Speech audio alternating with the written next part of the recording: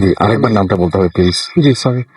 High listeners, আমি নাবিন আহমেদ, এসেছি পুরান ঢাকা পোস্তগোলা থেকে। আপাতত পোস্তগোলায় থাকছি। আহ, এই ঘটনাটা আমার সাথে ঘটে আপনার 2011 মার্চ মাসের সময়, যখন আমি জব পারপাসের কারণে বাহরাইনে ছিলাম। তো সেই সময় আমি একটা সিয়া অধ্যুষিত এলাকায় থাকতাম। সেখানে মোস্ট অফ দ্য পিপল সিয়া ছিল তারা। তো সেখানে থাকার সময় আমি আসলে আমার ফ্ল্যাট থেকে বেশি একটা বের হতাম না, বা কাজের থেকে ডাইরেক্ট ফ্ল্যাটে চলে আসতাম। তো সেখানে আমার একটু চেনা জানা কম ছিল। তো একদিন আমার একজন ইন্ডিয়ান কলিগ, ওর নাম ছিল মুন্না, ও আমাকে বলতেছে যে আমি একটু রাজধানীর বাইরে থাকতাম, মানামা থেকে একটু দূরত্বে ছিল যেখানে থাকতাম। তো সে বলতেছে একটু মানামা যাওয়া দরকার, আমার কিছু শপিং করতে হবে, তুমি চলে আসো, শপিং করে নেবে তোমার জন্য কিছু। তো আমি তার সাথে চলে যাই। তো আমাদের শপিং শেষ হতে হতে প্রায় রাত্র 9টার মতো বেজে যায়। তো 9টার মতো বাজার পরে আমরা সেখান থেকে, যখন আমাদের সাথে কোনো ট্রান্সপোর্ট ছিল না পার্সোনাল, তো আমরা যখন সেখান থেকে আসবো একটা পার্সোনাল ট্রান্সপোর্টের ব্যবস্থা করার জন্য যখন এগুলাম, দেখলাম যে না, সেখানে যেতে কোনো কারই রাজি হচ্ছে না। তো একজন ড্রাইভারকে পেলাম, সে বললো আমার একটা জরুরি কাজ আছে, আপনাদেরকে আমি আপনাদের যে অ্যাকোমোডেশনটা আছে সেটা শর্টকাটের পেছন দিকের রাস্তাটা দিয়ে আমি আপনাদের মেইন রোডে নামিয়ে দিব, কিন্তু ডাইরেক্টলি আপনাদের অ্যাকোমোডেশনের একদম সামনে অ্যাকুরেট আমি নামাতে পারবো না। তো আপনাদের সেখানে নামিয়ে দিব, সেখান থেকে আপনাদের হেঁটে চলে যেতে হবে। তো যখন আমি সেখানে নামলাম, আমরা রাজি হয়ে গেলাম, কারণ কিছু করার ছিল না, যেহেতু অন্য কোনো ট্রান্সপোর্ট পাচ্ছি না। তো ড্রাইভার আমাকে এবং মুন্নাকে সেখানে মেইন রোডে নামিয়ে দিয়ে চলে গেল। তো আমি ফার্স্ট লক্ষ্য করলাম যে সেটা একটা খোলা জায়গা ছিল, পেছন দিয়ে একটা মাঠের মতো, বড় বালুর মাঠের মতো, সেখান দিয়ে আমাকে যেতে হবে। তো আমি মুন্নার সাথে যাচ্ছিলাম, প্রায় সময় ছিল তখন রাত্র 10টা। তো যেতে যেতে আমাকে আরো 10-15 মিনিট চলতে হবে, এরকম একটা অবস্থা, আসলে ট্রান্সপোর্ট না পাওয়াতে এরকম একটা হ্যারাসমেন্টে পড়ে গিয়েছিলাম।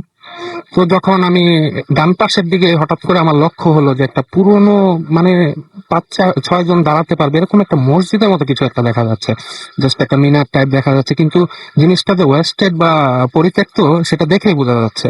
তো আমাকে একটু কৌতূহল হলো আসলে ব্যাপারটা কি, এই জায়গার ভেতরে এরকম একটা চারদিকে খোলামেলা, এখানে একটা এরকম বাড়ির মতো বা মসজিদ কি, তখন আমি অ্যাকুরেট জানি না। তো আমি মুন্না অনেক পুরনো লোক ছিল, সে বাহারাইনে অনেক দিন ছিল। তো তাকে আমি জিজ্ঞেস করলাম যে মুন্না ওটা কি।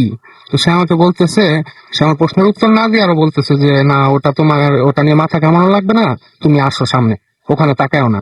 তো আমার একটা ছোটবেলা থেকে অভ্যাস যে যে যেটা নিষেধ করে সেটার দিকে একটু ঝোঁকটা বেশি চলে যায়। তো আমি করলাম কি, আমরা ওটার একটু থেকে দূরত্বে যাচ্ছিলাম, তো আমি ওটার সামনে একটু চলে গেলাম। চলে যাওয়ার পরে মানে গ্লাস তো নেই, অনেক পুরনো একটা বিল্ডিং এর মতো, একতলা। তো ভেতরে অন্ধকার, কিছু দেখা যাচ্ছে না। হঠাৎ করে একটা খাপ করে একটা শব্দ আসলো ভেতর থেকে, যেটা মানে আমার মনে হয় না কোনো মানুষের দ্বারা করা সম্ভব। আর কেউ খুব জোরে বলে উঠলো, রো। রো একটা আরবি শব্দ, এই কথাটার অর্থ হচ্ছে তুমি যাও, তুমি যাও এখান থেকে, মানে খুব সে রেগে বলতেছে। তো মানুষ নাকি সেটা দেখাও যাচ্ছে না অন্ধকারের কারণে, আর আমি একদম মানে সিটকে পিছনের দিকে এসে পড়ছি যখন সে এইভাবে একটা সাউন্ড এফেক্ট করছে। করার পরে আমি মানে বুঝতে পারতেছি না যে কি করব, এরপর আমার কি করা উচিত। তখন মুন্না আমার হাত ধরে টান দিল, বললো তোমাকে আগেই মানা করছিলাম, এখন আগে বাড়িতে চলো, তারপর বাকিটা বলতেছি। তো সে পাশাপাশি ফ্ল্যাটে আমার থাকতো। তো সে যখন আমাকে নিয়ে গেল, যাওয়ার পরে আমি জিজ্ঞেস করলাম আসলে মুন্না আমার সাথে ম্যাটারটা কি হলো এটা। মুন্না বলতেছে যে দেখো, এটা তো একটা তোমার সিয়া মসজিদ ছিল, 20 থেকে 25 বছর আগে এখানে রেগুলার নামাজ হতো। তো একদিন একটা অ্যাক্সিডেন্ট ঘটে যায় এখানে, যেমন রাত্র এশার নামাজটা পড়ার সময় 7-8 জন মুসল্লি ছিল, ইমাম সাহেব সহ। তো সেখানে কোনো এক পর্যায়ে একটা অ্যাক্সিডেন্টের কারণে সেখানে একটা আগুনের সৃষ্টি হয়। তো আগুনের সৃষ্টি হওয়ার পরে বাকি মুসল্লিরা সব মোটামুটি ইনজুর্ড হয়ে বেঁচে গেল, ইমাম সাহেব বাঁচতে পারেন না, তিনি সেখানে অগ্নিদগ্ধ অবস্থায় মারা যান। তো এরপর থেকে জায়গাটা অ্যাকচুয়ালি হন্টেড হয়ে গেছে। তুমি নতুন, তো তুমি জানো না, আর আমি এই জায়গাটা সম্পর্কে জানতাম, এই জন্যই তোমাকে মানা করছিলাম। তো আমার আসলে অ্যাকচুয়ালি চিন্তা করলাম যে প্যারানর্মাল ব্যাপার যেহেতু আছে, রাতের বেলায় তো সমস্যা হওয়ার কথা। তো আমি একটু সকালবেলায় দেখি, আমার একটু কিউরিসিটি হচ্ছে। পরের দিন ছিল ফ্রাইডেতে আমার হলিডে থাকতো। তো আমি দুপুরবেলা জুম্মার নামাজ পড়ে সেখানে চলে গেলাম, একটু কাছেই ছিল, 10 মিনিটের মতো রাস্তা। বেশি একটা স্পেশাল কিছু লাগলো না আমার কাছে। মসজিদটা আমি সামনে এগিয়ে গেলাম, যাওয়ার পরে দেখলাম যে ভাঙা চোরা। ভেতরের দিকে গিয়ে একটা জিনিস আমাকে খুব অবাক করলো, যে কালকে রাত্রে যদি কোনো মানুষ আমাকে, গত রাত্রে যদি কোনো মানুষ আমাকে এখানে দাঁড়িয়ে ভয় দেখাতো, তাহলে নির্ঘাত তার একটা পায়ের ছাপ রয়ে যেত, কারণ সেখানে প্রচুর ডাস্ট ছিল। যে 5-6 বছর 7 বছর সেখানে কোনো মানুষের আসা যাওয়া নেই, এতটুকু বোঝা যায়। তো আমি কোনো রকম কোনো ডাস্ট আমি পেলাম না সেখানে। ডাস্টের মধ্যে কোনো পায়ের ছাপ কিছু না, জাস্ট কিছু ময়লা পড়েছিল। তো জাস্ট আমার দেখার আগ্রহ ছিল, তাও আমি এই জিনিসটা অত একটা মানে কোনো সিরিয়াস ভাবে নিলাম না, চলে আসলাম। তো সেদিন রাতে আমার একটা অভ্যাস ছিল, একটা রাতের বেলা আমি অ্যাকোমোডেশনে ছাদে উঠতাম, যেটা কেউ উঠতো না অ্যাকচুয়ালি বেশি রাত্র হয়ে গেলে। তো আমি উঠতাম ছাদে, উঠতে ভালো লাগতো, আমার দূরের বিল্ডিং গুলো দেখতাম, ওগুলো ভালো লাগতো। তো সেদিন রাত 12টা বাজতেছিল, আমি উঠেছি। শুক্রবার দিন ছিল এরকম একটা।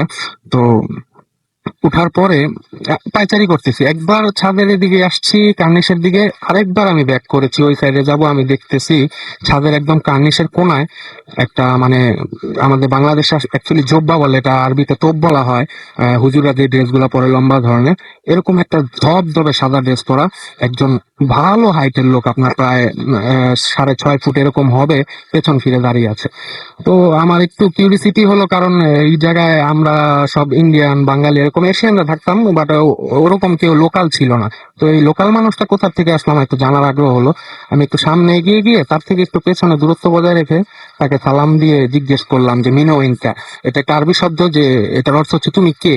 এই কথাটা বলার পর মুহূর্তেই রাসেল ভাই সে ঘুরে তাকালো আমার দিকে, এত ভয়ঙ্কর তার লুক। সে, তার চেহারার একটা সাইড একদম পুড়ে গেছে আপনার, আর চোখগুলো কিরকম জ্বলছে একদম, মানে একটা জন্তুর মতো, যে রাতের বেলা বিড়াল শিয়াল এইসব যে নিশাচর প্রাণীগুলো আছে এগুলার যে চোখগুলো জ্বলে, ঠিক এরকম একটা তেমন একটা ভঙ্গি ছিল। চোখগুলো তার জ্বলতেছে, সে ভয়ঙ্কর ভাবে আমার দিকে তাকিয়ে আছে। এটা দেখে আমি একদম মানে আমি কি করব, আমি কি ছাদ থেকে লাফ দিয়ে পড়ে যাব, আমি স্টিল হয়ে গেছি। ছাদ থেকে লাফ দিয়ে পড়ে যাব না পেছন দিকে দৌড় দিব, আমার মাথায় কিছু আসতেছে না। তো এই সময়ের মধ্যে হঠাৎ করে দেখি তার মুখ লড়তেছে, সে কিছু বলতেছে, আমি এক নজরে তার দিকে তাকিয়ে আছি। সে আমাকে হিপনোটাইজ করে ফেলেছে অলরেডি। সে আমাকে আরবিতে একটা ওয়ার্ড বললো, আমার কানে ওয়ার্ডটা ছাড়া ছাড়া ভাবে আসলো, যে মিন্নাক ফি মত। এই কথাটার অর্থ হচ্ছে এখানে মৃত্যু আছে। এই কথাটা শোনার পর রাসেল ভাই আমি আস্তে করে চোখটা বন্ধ করে ফেললাম, এবং আমার জীবনে যা দোয়া দুরুদ আমি জানতাম সেগুলো মনে মনে পড়তে লাগলাম। তারপর 1 মিনিট হয়েছে কিনা আমি অ্যাকচুয়ালি জানি না, আমি আস্তে করে ভয়ে ভয়ে চোখটা খুললাম, দেখি যে না, সেই ছায়ামূর্তি আর সেদিকে নেই। সেখানে ছিল না সে। আমার শরীর থেকে দেখি ঘাম ছুটে গেছে। তো আমি তাড়াতাড়ি আপনার সেখান থেকে আবার রুমে ব্যাক করি। তো রুমে ব্যাক করার পরে পরের দিন চিন্তা করতেছিলাম এই ঘটনাটা কি কারোর সাথে শেয়ার করবো, যেহেতু একটা ডেভেলপ কান্ট্রি, কারোর সাথে এই ঘটনাটা শেয়ার করলে তারা মেন্টালি সিক ভাববে। তাছাড়া আমি নতুন ছিলাম, ভেতরে হেজিটেশন কাজ করতেছিল, তো আমি কাউকে এই ব্যাপারগুলো জিজ্ঞেস করিনি। এটা নিজের মধ্যে রেখে দিই, যে হয়তো হয়েছে কোনো একটা সমস্যা, আমার হ্যালুসিনেশন হতে পারে, নেক্সট টাইম মেবি হবে না, এরকম কিছু একটা ভেবে আমি জিনিসটা আর কারোর সাথে শেয়ার করিনি। তো সেই দিনে 3-4 দিন পরে আমি একদিন আমার কিচেনে রান্না করতেছি রাতের বেলা, সময় তখন আপনার প্রায় 10টা হবে। রাত্রে রান্না করতেছি, আপনার একটু রিচ ফুড খেতে মন চাচ্ছিল সেদিন। তো আপনার আমি পোলাও আর মাংস চুলায় চড়িয়ে আমি মাংস দেওয়ার জন্য ক্যাপসিকাম কাটতেছিলাম, নিচের দিকে তাকিয়ে কাটিং বোর্ডের উপরে রেখে, আমার হাতে নাইফ ছিল, সেটা দিয়ে আমি ক্যাপসিকাম কাটতেছিলাম। তো হঠাৎ করে আমার মনে হলো আমার সামনে কেউ দাঁড়িয়ে আছে, কিন্তু সে সময় কারো থাকার কথা না, যেহেতু আমি আমার ফ্ল্যাটের মেইন দরজাটা অলরেডি লক করা। তো আমি সামনের দিকে খুব কিউরিসিটি নিয়ে তাকায় যা দেখলাম, সেই ছায়ামূর্তিটা সে এবার আরো ভীষণ ভয়ানক দৃষ্টি নিয়ে আমার দিকে তাকিয়ে আছে, যে এখনই চোখ দিয়ে আমাকে ভস্ম করে ফেলবে। এদিকে আমার চাকু যে হাতে চলতেছে সেটাও আমার খেয়াল নেই, আমি একদম মানে দিক বিদিক হারা হয়ে গেছি, কি করব। তো আবারও 1 সেকেন্ড কি 2 সেকেন্ড এরকম আমি চোখটা বন্ধ করলাম। তারপর চোখটা খোলার পরে দেখি যে না, সে সেখানে নেই। আমি নিচের দিকে তাকিয়ে দেখি ক্যাপসিকামের বদলে ওইটাকে যখন দেখেছি আমি, আমি আমার হাতের উপর নাইফ চালিয়ে দিয়েছি। আমার হাতে এখনো দাগ রয়ে গেছে, এটা প্রচন্ড রক্ত পড়তেছে, ব্লিডিং হচ্ছে, ব্লাড একদম আপনার ফ্লোরে পড়তেছে, হোয়াইট ফ্লোর ছিল, তো ফ্লোরে একদম ব্লাডের দাগ বসে যাচ্ছে। তো এই দৃশ্য দেখার পরে আমি দৌড় দিয়ে আমার রুমে চলে গেছি, সেখানে গিয়ে কিছু ফার্স্ট এড লাগিয়ে চলে আসবো আবার কিচেনের দিকে, কারণ তখন আমার রান্নাটা চলতেছে। যে রান্নাটা কি খবর তখন আমার সেন্স ছিল না, যে আমি যে অলরেডি চুলায় আমার খাবার রেখে আসছি। পরে যখন ব্যান্ডেড করলাম, একটু ঠান্ডা হলাম, রিল্যাক্স হলাম ঘরে বসে, তখন আমার মনে পড়লো যে আমার রান্নাটা আমি চুলায় চড়িয়ে আসছি। তো গিয়ে দেখলাম চুলার ফায়ার ক্লোজ করা, যদিও আমি ক্লোজ করে যাওয়ার সময়টা পাইনি। আর যখন সবচেয়ে বেশি অবাক হলাম, যখন আমি আপনার ওই যেটা যেই প্যানটার মধ্যে সসপ্যানটার মধ্যে আমি পোলাও রান্না করছিলাম, সেটা যখন আমি ওপেন করলাম, দেখলাম সাদা পোলাও রক্তে লাল হয়ে আছে। সে একদম মানে বোঝা যাচ্ছে যে এটা ব্লাড। আরেকটা জিনিস আমি লোকেট করলাম যে আমি দেখে গিয়েছি যে ফ্লোরে আমার রক্ত পড়ছিল, তখন ফ্লোরে যে রক্ত পড়ে ফ্লোরে একটা স্টেন হয়ে গেছে, সেখানে বিন্দু মাত্র কিচ্ছু নেই, একদম নিট অ্যান্ড ক্লিন। কিন্তু আমার পোলাওর মধ্যে এই অবস্থা। পরের দিন আর সহ্য করতে পারলাম না, পরের দিন সকালে সে পোলাওটা আমি আর ডাস্টবিনে ফালাই নেই, ওইভাবে রেখে দিছি। আমি সকালবেলা মুন্না, যে প্রথম থেকে আমার সাথে এই ঘটনাটার সাথে জড়িত ছিল, যে আমাকে নিষেধ করেছিল, যে শুভাকাঙ্ক্ষী আমার, তাকে আমি বললাম, সেই পোলাও ভর্তি পাতিলটাও দেখালাম। পরের দিন সকালেও সেটা এমনই আছে, একদম লাল হয়ে গেছে। তো তাকে দেখালাম, দেখানোর পরে সে বলতেছে, তোমাকে আমি নিষেধ করেছিলাম যে তুমি সেখানে যেও না, তারপরে তুমি গেলা। এটা এখন তোমার সাথে একটা প্যারানর্মাল ব্যাপার ঘটতেছে, এতে কোনো সন্দেহ নেই। তবে এটার থেকে তুমি কিভাবে বাঁচবে তার জন্য আমি তোমাকে এক জায়গায় নিয়ে যাব, সমস্যা নেই, তুমি ভয় পেও না, তোমার এটা নিশ্চিত কোনো একটা সলিউশন বের করতে পারবো আমরা। দুর্ভাগ্যবশত পরের দিন সকালে আমাদের যাওয়ার কথা ছিল, সেদিনই মুন্নার দেশের থেকে খবর আসে ওর ওয়াইফ একটু অসুস্থ, ও এমার্জেন্সিতে একটা ফ্লাইটে টিকিট বুক করে সে চলে যায়, 6-7 দিনের জন্য এমার্জেন্সি ছুটিতে চলে যায় দেশে। তো সেই সময়টা আমি মানে খুব ভয় পাই, মুন্নার জন্য আসলে ওয়েট করতে থাকি, কিন্তু না, সে তো সেদিন চলে গেল, সে আমাকে যেখানে নিয়ে যাওয়ার কথা ছিল এর আগেই সে চলে গেল। তো এই ঘটনার পরের দিন রাতের বেলা আমার অ্যাকচুয়ালি আমি রুমের থেকে, আমার অ্যাটাচ টয়লেট ছিল না, রুম থেকে বের হয়ে আপনার ছোট একটা করিডোরের মতো ছিল, সেটার পর ছিল আমার টয়লেটটা। তো রাতের বেলা আমি 1টা বাজে এরকম সামথিং, অ্যাকচুয়ালি শিওর জানি না, খুব রাত, গভীর রাতই ছিল। তো আপনার আমি টয়লেটে যাওয়ার জন্য বের হয়েছি, ঠিক টয়লেটের সামনে দেখি সেই ছায়া মূর্তি একদম স্টিল দাঁড়িয়ে আছে, সেই ভঙ্গিতে সে তাকিয়ে আছে, কিছু বলতে চাচ্ছে আমাকে। আমি আবার এবার দৌড় দিতে পেরেছিলাম শেষ পর্যন্ত, পেছন দিকে দৌড় দিয়ে গিয়ে আমি রুম লক করে আর বের হই না। তো এখন দেখা যাচ্ছে এই ঘটনা কন্টিনিউয়াসলি হচ্ছে। পরের দিনও একই অবস্থা, সামনে দিয়ে দৌড় দিয়ে চলে যায়।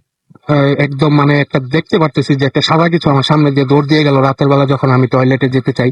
তো এই ঘটনার পর থেকে আমি রাতের বেলা টয়লেটে যাওয়াই বন্ধ করে দিলাম, রুমের ভেতর তালাবদ্ধ অবস্থা নিজেকে সবসময়, রাতের বেলায় 12টা বেজে গেলেই আমি তালাবদ্ধ করে রাখতাম রুমে নিজেকে, যে যাই হোক আমি বের হব না রুম থেকে, যাই হয়ে যাক, এনিথিং হ্যাপেন, আমি বের হবই না। তো আপনার এরকম চলতে চলতে খুব ভয়ানক অবস্থা, রাত্রে একদম ইনসমনিয়া, ভয়াবহ ইনসমনিয়া হয়ে গেছে, ঘুমাতে পারি না, রুমের ভেতর তালাবদ্ধ হয়ে বসে খালি দোয়া কালাম করি, কি করব কিচ্ছু বুঝতে পারতেছি না, দেশেও জানাতে পারছি না, টেনশন করবে বাড়ি ঘরে। তারপর মুন্না আসে 7 দিনের ছুটিটা শেষ করার পরে, আসার পরে আমি মুন্নাকে সব আবার খুলে বলি যে এই ধরনের ঘটনা হয়েছে। মুন্না বলে, আর এক মুহূর্ত দেরি করা যাবে না, তুমি আমার সাথে চলো। তো বাহরাইনে একটাই মাত্র মাজার আছে, সেটাকে নবী সালে রহমাতুল্লাহ মাজার বলে, সেখানে মুন্না আমাকে নিয়ে গেল। সেখানে একজন পাকিস্তানি খাদেম ছিলেন, যিনি খুবই বুজুর্গ লোক, আলেম লোক, তাকে দেখলেই মনের ভেতরে একটা শ্রদ্ধা চলে আসে। আহ সেই ব্যক্তির কাছে নিয়ে গেলেন। তো উনি, আমি কিছু বলার আগে বললো, তোমার সাথে কি গত কয়েকদিন ধরে খুব খারাপ কিছু ঘটে যাচ্ছে বাবা। খুব সুন্দর করে উনি স্নেহ ভরা একটা কণ্ঠে বললেন। আমি তো সাথে সাথে মানে কেঁদে ফেলতেছি এমন অবস্থা, আমি বললাম, জি হুজুর, আমার সাথে এরকম একটা ঘটনা ঘটতেছে। তো বললো, আচ্ছা ঠিক আছে, তুমি একটু ডিটেলস আমাকে বলো, বাকিটা আমি দেখতেছি। তো ওনাকে আমি স্পেসিফিকলি বললাম সব ঘটনা। শোনার পরে হুজুর বললেন যে অ্যাকচুয়ালি তোমার বেশি আগ্রহ থেকে ওই জায়গাটায় যাওয়া উচিত হয় নাই, ওই মানুষটা আসলে অপঘাতে মারা গিয়েছে, তার আত্মাটা মেবি শান্তি পায় না এখনো, সেই জন্য সেটা সেখানে ঘোরাফেরা করে, হয়তো সেখান থেকে বের হতে পারে নাই, তুমি একটা তার জন্য ওয়ে হয়ে গেছো, তুমি যখন সেটার ভেতরে ঢুকছো তার জন্য বাইরে পৃথিবীটা দেখা আরো সহজ হয়ে গেছে। তো সে তোমার পেছনে আসছে, অবশ্যই ক্ষতি করবে। তা তোমাকে কিছু আমি ইনস্ট্রাকশন দিচ্ছি, এটা অনুযায়ী চলতে পারলে তুমি বেঁচে যাবে ইনশাল্লাহ। তো তিনি আমাকে বললেন যে তুমি প্রথম যে কাজটা করবে, আজকেই আজকেই তুমি তোমার অ্যাকোমোডেশনটা সেখান থেকে দূরে কোথাও শিফট করো। আর প্লাস তিনি 2টা তাবিজ দিলেন আমাকে, একটা বললেন ডান হাতে পড়তে হবে আর একটা কোমরে, এবং আরো ইনস্ট্রাকশন দিলেন যে তুমি যখন দেশে যাবে, যদি তুমি হলিডেতেও যাও, লিভেও যাও, তখনও তুমি এই তাবিজ দুটো অবশ্যই পড়ে যাবে না, এখানে স্থানীয় যে সমুদ্রটা আছে সেটার মধ্যে তুমি এই তাবিজ দুটো খুলে ফেলে দিয়ে যাবে। তো আমি ওনার ইনস্ট্রাকশন মেনে নিয়ে চলে আসার পরে আমি সেই মতে কাজ করি। পরের দিনে আমি আমার অ্যাকোমোডেশনটা শিফট করি বাহরাইনের রাজধানী মানামার দিকে। আর ওনার তাবিজ দুটো সেদিনই আমি পরে নিয়েছিলাম। তো এরপর থেকে রাসেল ভাই আমি আসলে দুঃস্বপ্নে জিনিসটা দেখতাম, কিন্তু আমার সামনাসামনি আর ওইভাবে আমাকে ফেস করতে হতো না। তো আমি আপনার 31 ডিসেম্বরে দেশে আসি। এর একদিন আগে আমি ছুটিতে আসার আগে আপনার গিয়ে সমুদ্রের পাড়ে গিয়ে আমি এই দুইটা আপনার সমুদ্রে ফেলে দিয়ে আসি, এই দুইটা তাবিজ। তো এখনো স্টিল এই ভয়টা আমার মাঝে কাজ করে, আমি রাতে ঘুমাতে পারি না। তো এখনো এই ভয়টাই কাজ করতেছে। আমি এখনো আসলে আমার অলরেডি আমার পাসপোর্টে ভিসা রয়ে গেছে, আমার ছুটিও প্রায় শেষের দিকে। তারপরে আমি বারবার চিন্তা করছি আমি কি ফিরে যাব। আর মনে হয় যাওয়া হবে না, জব পারপাস যতই ভালো হোক আসলে জীবনের চেয়ে মূল্যবান হতে পারে না। তো সেটার জন্য মেবি আর যাব না। আমি প্রচন্ড ভয় পেয়েছি জীবনে। আর এটার থেকে আসলে প্যারানরমাল বিষয়গুলোতে আমার খুব একটা আগ্রহ জমে গেছে। যাই হোক, রাফেল ভাই এই ছিল আমার ঘটনা। ধন্যবাদ। আপনাকে অনেক ধন্যবাদ। আপনারা সবসময় একটু বড় ধরনের ঘটনা শুনতে পছন্দ করেন বলতেন, এবং সবসময় বড় ধরনের ঘটনা মানেই যে জমজমাট হবে সেরকম না। তবে এই ঘটনাটা আমার কাছে অনেক ভালো লেগেছে এবং আশা করছি যে একইভাবে আপনাদেরকে অনেক আনন্দ দিতে পেরেছে। আমাকে আরমান ফেসবুকে দেখছি যে পোস্ট করেছেন এখানে যে আশা করি ভালো স্টোরি শুনতে পাবো ইনশাল্লাহ। আমাকে সোহাগ লিখেছেন ভাই আমি আছি। এছাড়া আমাকে ফয়সাল লিখেছেন চরম কাহিনী। আলামিন আমাকে লিখেছেন যে ফার্স্ট স্টোরিটা জোস আর খুব মানে ভালো লাগছে, তার কাছে মনে হয় সেটা বলতে চেয়েছে, খুব পাচ্ছি এরকম বিষয়টা বলছে। আমাকে এছাড়াও রিফাত এখানে দেখছি যে পোস্ট করেছেন যে ভূত এফএম আমার খুব ভালো লাগে। এছাড়াও আমি দেখতে পাচ্ছি যে এখানে খন্দকার শহীদুল আমাকে লিখেছেন শুনছি। আমাদেরকে খলিলুর রহমান লিখেছেন আই লাভ ভূত এফএম। আমাদেরকে এছাড়াও দেখতে পাচ্ছি যে রিফাত লিখেছেন যে ভূত এফএম অলওয়েজ স্পেশাল। আমাকে এমডি আরশাদ লিখেছেন যে রাসেল ভাই ভূত এফএম শুনছি অ্যান্ড উইথ মানে একই সাথে তিনি ফেসবুকও চালাচ্ছেন সেটা লিখেছেন। মাহবুব হোসেন আমাকে এখানে লিখেছেন যে ফেসবুকের ওয়ালে লিখেছেন আর কি যে রাসেল ভাই খুব ভয় পাচ্ছি, ওয়াশরুমে যাবো কিভাবে। আমাকে MMR সুমন লিখেছেন আই লাভ ভূত এফএম। আমাদেরকে এছাড়াও আরো অনেকেরই সেখানে লিখেছেন আমাদের এই পোস্টটিতে, কমেন্ট করেছেন। এবং আমি দেখতে পাচ্ছি যে এস.এম. স্বাধীন হোসেন আমাকে লিখেছেন যে ভূত এফএম জটিল ভাই। আমাদেরকে সোহেল রানা লিখেছেন যে হ্যালো ভূত এফএম। আমাদেরকে এছাড়া দেখতে পাচ্ছি যে জাকারিয়া লিখেছেন আই লাভ ভূত এফএম। আমাদেরকে জুম্মন লিখেছেন নাইস। এছাড়াও আরো অনেকেই এখানে পোস্ট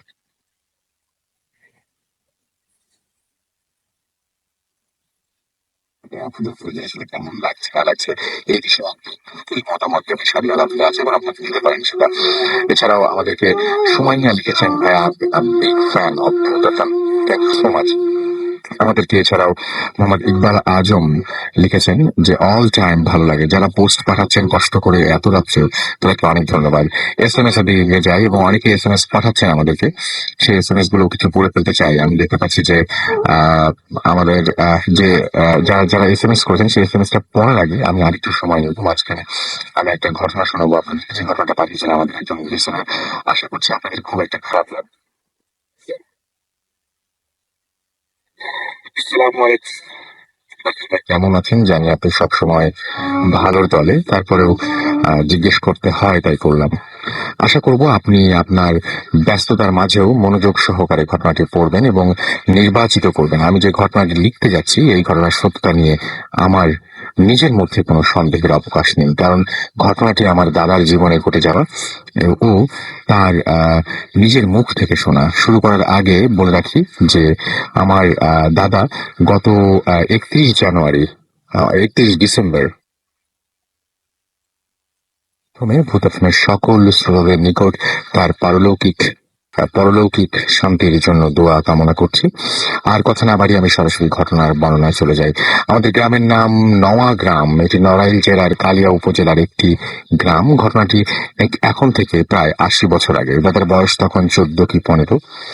আমার একবার তিনি আমাদের গ্রাম থেকে বেশ কয়েক গ্রাম দূরে তার বোনের বাড়ি বেড়াতে গেলেন। গ্রামের নাম মির্জাপুর। সম্ভবত পরিবেশ পরিবর্তনের ফলে তার জ্বর আসলো, জ্বর সাথে মাথা ব্যথা। এরকম একদিন রাতে তিনি জ্বর গায়ে শুয়ে আছেন তন্দ্রাচ্ছন্ন অবস্থায়।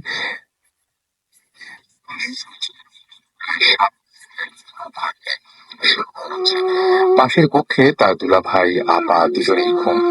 হঠাৎ তিনি অনুভব করলেন কি যেন তার ব্যথা পাচ্ছেন না। তিনি ভাবলেন হয়তোবা ঘুমের ঘোরে তার ভাগ্নের হাত তার গায়ে এসে পড়েছে। তিনি হাত দিয়ে ওই হাতটাকে সরিয়ে দিলেন। আবার কিছুক্ষণ পর হাতটি তার বুকে চাপ দেওয়া শুরু করলো। তিনি যথারীতি আবারও হাতটা সরিয়ে দিলেন। তিনি চোখ বুজে ঘুমানোর চেষ্টা করছিলেন, তাই চোখ খুললেন না। তৃতীয়বার যখন হাতের আঙুলগুলো তার বুকে চাপ দিচ্ছিল, তখন তিনি হাতটা সরিয়ে চোখ খুলে তাকালেন। খাটের কোনায় শুয়েছিলেন। তিনি দেখলেন আনুমানিক ৫-৬ বছরের একটি বাচ্চা তার পাশে মেঝেতে দাঁড়িয়ে তার দিকে তাকিয়ে আছে, অথচ দরজা ছিল বন্ধ। তিনি ভয়ে চিৎকার করে উঠলেন।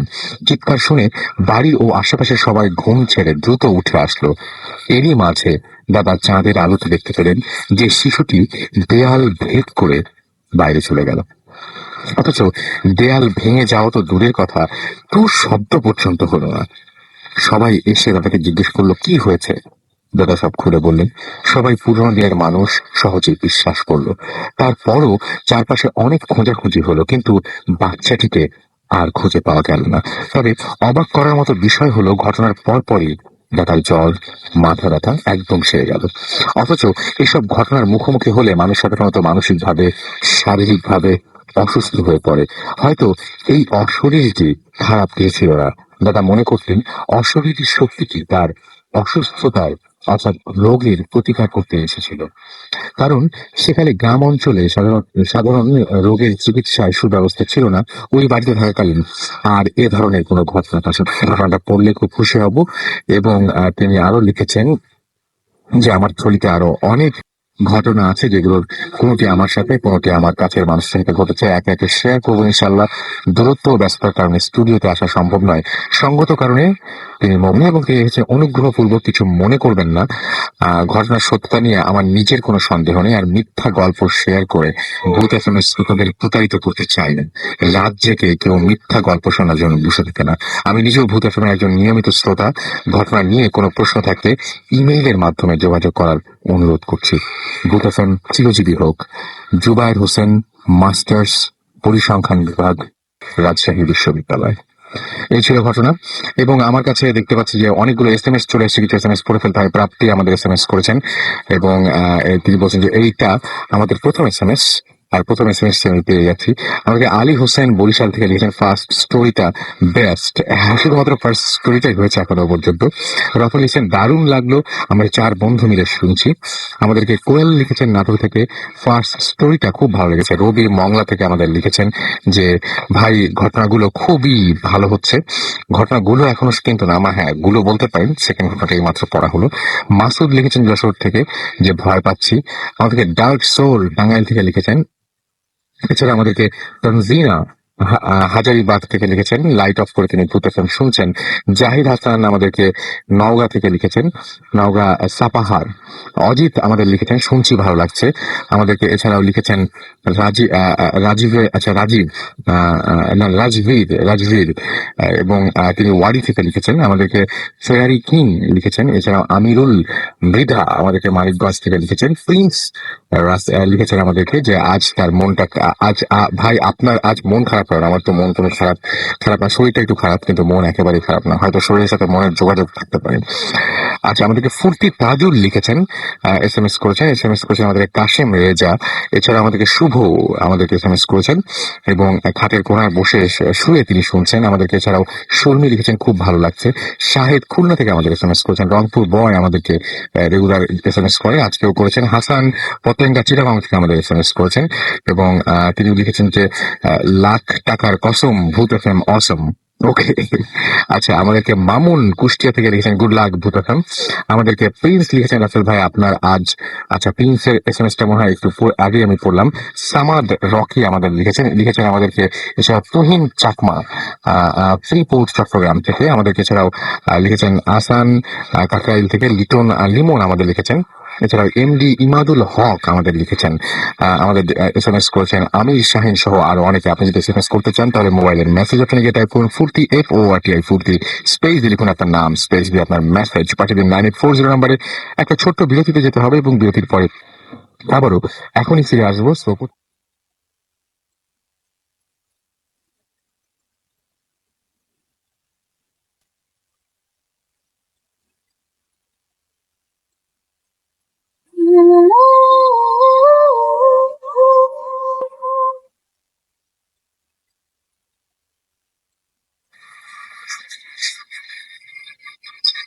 আছেন এবং আমি রাসেল আছি সাথে।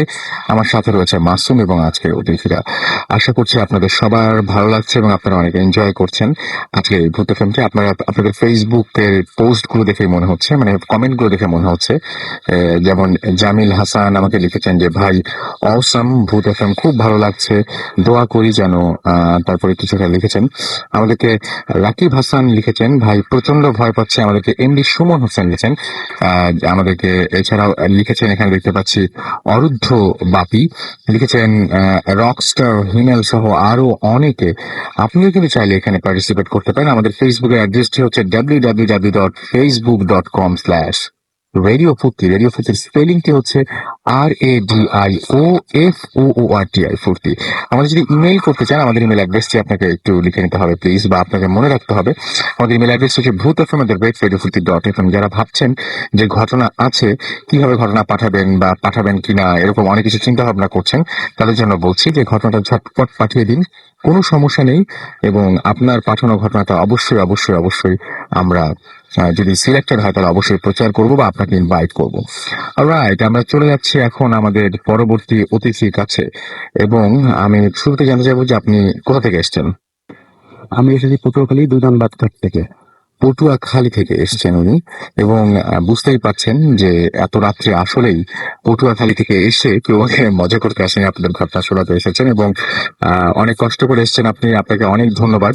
এবং ওনার একটা অভিজ্ঞতা আছে, উনি কোনো একটা কারণে, সে কারণটা অবশ্য উনি বলবেন, একবার শ্মশানে গিয়েছিলেন একটা খোলা, মাটির খোলা সংগ্রহ করতে, যে খোলার মধ্যে দিয়ে নাকি অশরীরী আত্মাদের দেখা যায়। তো সেরকম একটা ঘটনা তার কাছ থেকে শুনে আসবো। আপনি একটু প্লিজ আমাদের বলবেন যে আপনার কি ঘটনা সেটা। হ্যাঁ, আমি শুরু করছি। এটা হচ্ছে 2000 সালের ঘটনা। তো আমাকে এক লোক, এক ফকির যারা ঝাড়ফুঁক করে, উনি আমাকে বলল যে শ্মশান থেকে, অর্থাৎ মৃত্যু ব্যক্তি পোড়ানোর পরে তাদের একটা হাড়ি ভাঙা হয়। তো হাড়িটা ভেঙে তারা ফেলে দেয়। তো এই ভাঙা হাড়ি যদি আস্ত গলা, অর্থাৎ হাড়ি ভেঙে গেছে কিন্তু গলা আস্ত আছে, এরকম একটা গলা যদি নিয়ে আসতে পারো, তো এটা থেকে অনেক উপকার পাওয়া যায়। এর মধ্যে সবচেয়ে মেজর যেটা, সেটা হচ্ছে এইরকম যে এই হাড়ির গলার ভিতর থেকে তাকিয়ে অশরীরী আত্মা, অর্থাৎ জিন ভূত প্রেত। আমার এটা খুব ইন্টারেস্টিং মনে হলো এবং আমি কি করলাম যে এটা আমি আনতে যাব। কিন্তু এটা আনতে যাওয়ার শর্ত হচ্ছে যে কোনো অমাবস্যার রাতে শরীরে আর কিছু থাকবে না, শুধু থাকবে একটা লাল লাল রঙের গামছা। সেটা এক দরে বাজার থেকে কিনতে হবে, কোনো দরদাম করা যাবে না। তো আমি অপেক্ষায় ছিলাম যে কবে যাব। তো সত্যি একদিন সেই সময় এসে গেল, অমাবস্যার রাতে। আমি একটা গামছা আগে থেকে কিনেছিলাম, ওই গামছাটা পরে আমি শ্মশানে গেলাম। তো শ্মশানের ভিতরে গিয়ে ওদের একটা ঘাট ছিল, ঘাটে নামলাম আমি নদীর ভিতরে। অনেক খোঁজাখুঁজি করলাম কিন্তু গলা পেলাম না। অবশ্যই যখন আমি আমার গলা পর্যন্ত পানি, সেখানে নামলাম। নামার পরে পায়ে একটা বাজলো। তো আমি যখন ডুব দিয়ে উঠাই দেখি যে হ্যাঁ, আস্ত একটা গলা আমি পেয়েছি, অর্থাৎ যেটাকে আমরা কলসির কান্দা বলি আমাদের স্থানীয় ভাষায়। তো ওটা নিয়ে আমি উঠি। ওঠার পরে যখন আমি ওই শ্মশানের ভিতরে একটা গাছ, বট গাছ ছিল অনেক পুরনো। তো ওই বট গাছটার নিচে আমি আসি। যখন আসি তখন আমার মনে হলো কে যেন আমাকে উপর থেকে খুব জোরে চাপ দিচ্ছে, এবং এত জোরে চাপ দিচ্ছে যে আমার শ্বাস বন্ধ হয়ে যাওয়ার উপক্রম, খুব জোরে। কিন্তু আমি কাউকে দেখতে পাচ্ছি না।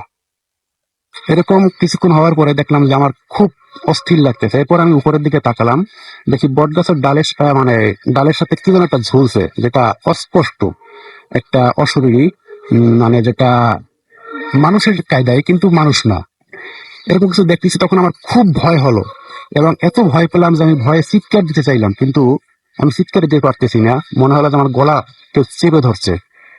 তো এভাবে কিছুক্ষণ করার পরে কিন্তু মনের ভিতরে সাহস রাখলাম, কারণ আমাকে ওই ফকির বলছে কখনো কোনো জিনিসে ভয় পাবে না। এর কারণ হচ্ছে ভূত প্রেত যাই আছে মানুষের শক্তি উপরে এদের কোনো শক্তি নেই। কারণ মানুষকে এরা ভয় দেখায়, ভয় দেখে দুর্বল করে, তারপরে এদেরকে আক্রমণ করে, কিন্তু সরাসরি আক্রমণ করে না। তো ওই জিনিসটা আমার ভিতরে কাজ করছিল। আমি ওইটা সাহসটা রাখছিলাম যে যাই যা হোক আমার সাথে এরা পারবে না, যতক্ষণ আমি দুর্বল না হই। তারপর আমি অনেকক্ষণ চেষ্টা করছি যাতে এই কলসটা নিয়ে আমি বের হতে পারি, কিন্তু পারলাম না, সামনে এগোতে পারলাম না। মনে হয় কেজন আমাকে বাধা দিচ্ছে বা পিছন থেকে টেনে ধরছে, অথবা এরকম একটা জিনিস যেটা আমাকে খুব চাপ দিচ্ছে, যাতে আমার মানে আমার পায়ে কোনো শক্তি ছিল না উঠে দাঁড়ানোর মতো বা হাঁটার মতো এরকম। তো অবশ্যই আমি না পেরে প্রায় আধা ঘন্টা সেখানে আমি এরকম চেষ্টা করি। চেষ্টা করার পরে না পেরে আমি ওই গলাটা আবার ফেলে দিই পানির ভিতরে। আসলের বিষয় হলো, যখন আমি এটা ফেলে দিই, ফেলে দেওয়ার পর মনে হয় একেবারে ইজি, আমি ফ্রেশ হয়ে গেছি এবং আমি তখন শ্মশান থেকে বের হই। বের হওয়ার পরে যে জিনিসটা দেখলাম সেটা হচ্ছে, আমার মনে হচ্ছে কেউ যেন আমাকে ফলো করছে, পিছন পিছনে আমার পিছনে হাঁটছে। তো এরকম আসি বাসায় আসার পরে যখন বাসার কাছাকাছি আসি তখন তো আমাদের বাসার সামনে একটু অন্ধকার ছিল, আমরা ভাড়া ছিলাম তখন, ভাড়া বাসায় থাকতাম। কাছে আসার পরে দেখি অন্ধকারের ভিতরে একটা বিড়াল, কালো রঙের একটা বিড়াল আমার সামনে দিয়ে যাচ্ছে, এবং এখন আর পিছনে কোনো শব্দ নেই, কারো হাঁটার শব্দও নেই, এরকম কিছু নেই।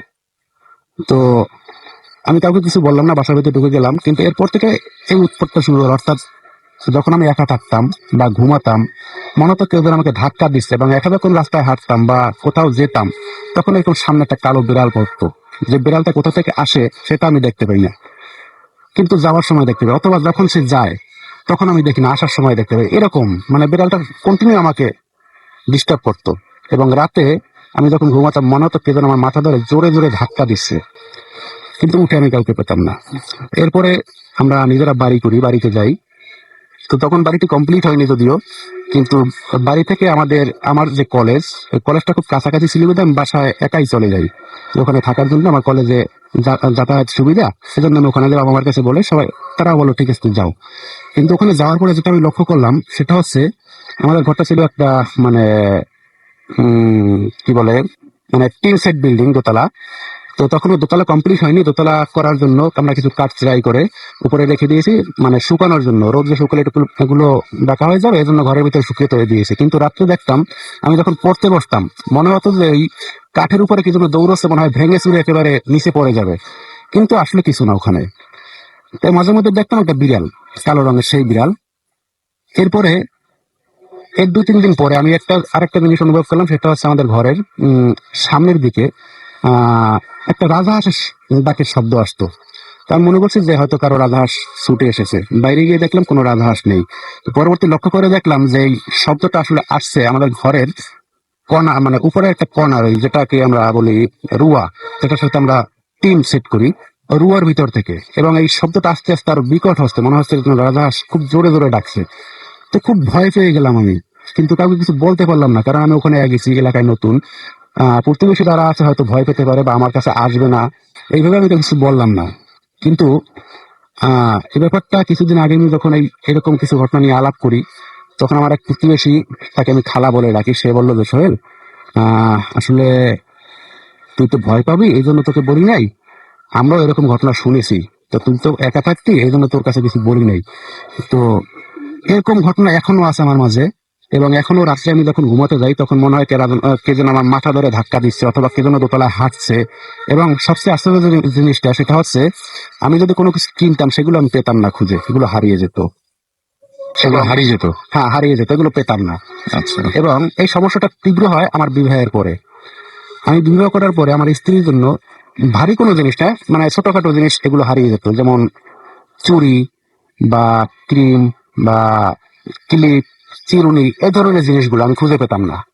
নতুন এনে দিলে ওটা দেখা গেছে ব্যবহারের আগে ওটা খুঁজে পেতাম না, চলে যেত, কে নিয়ে যেত বা ব্যবহারের আগে। হ্যাঁ, ব্যবহারের আগে। আচ্ছা।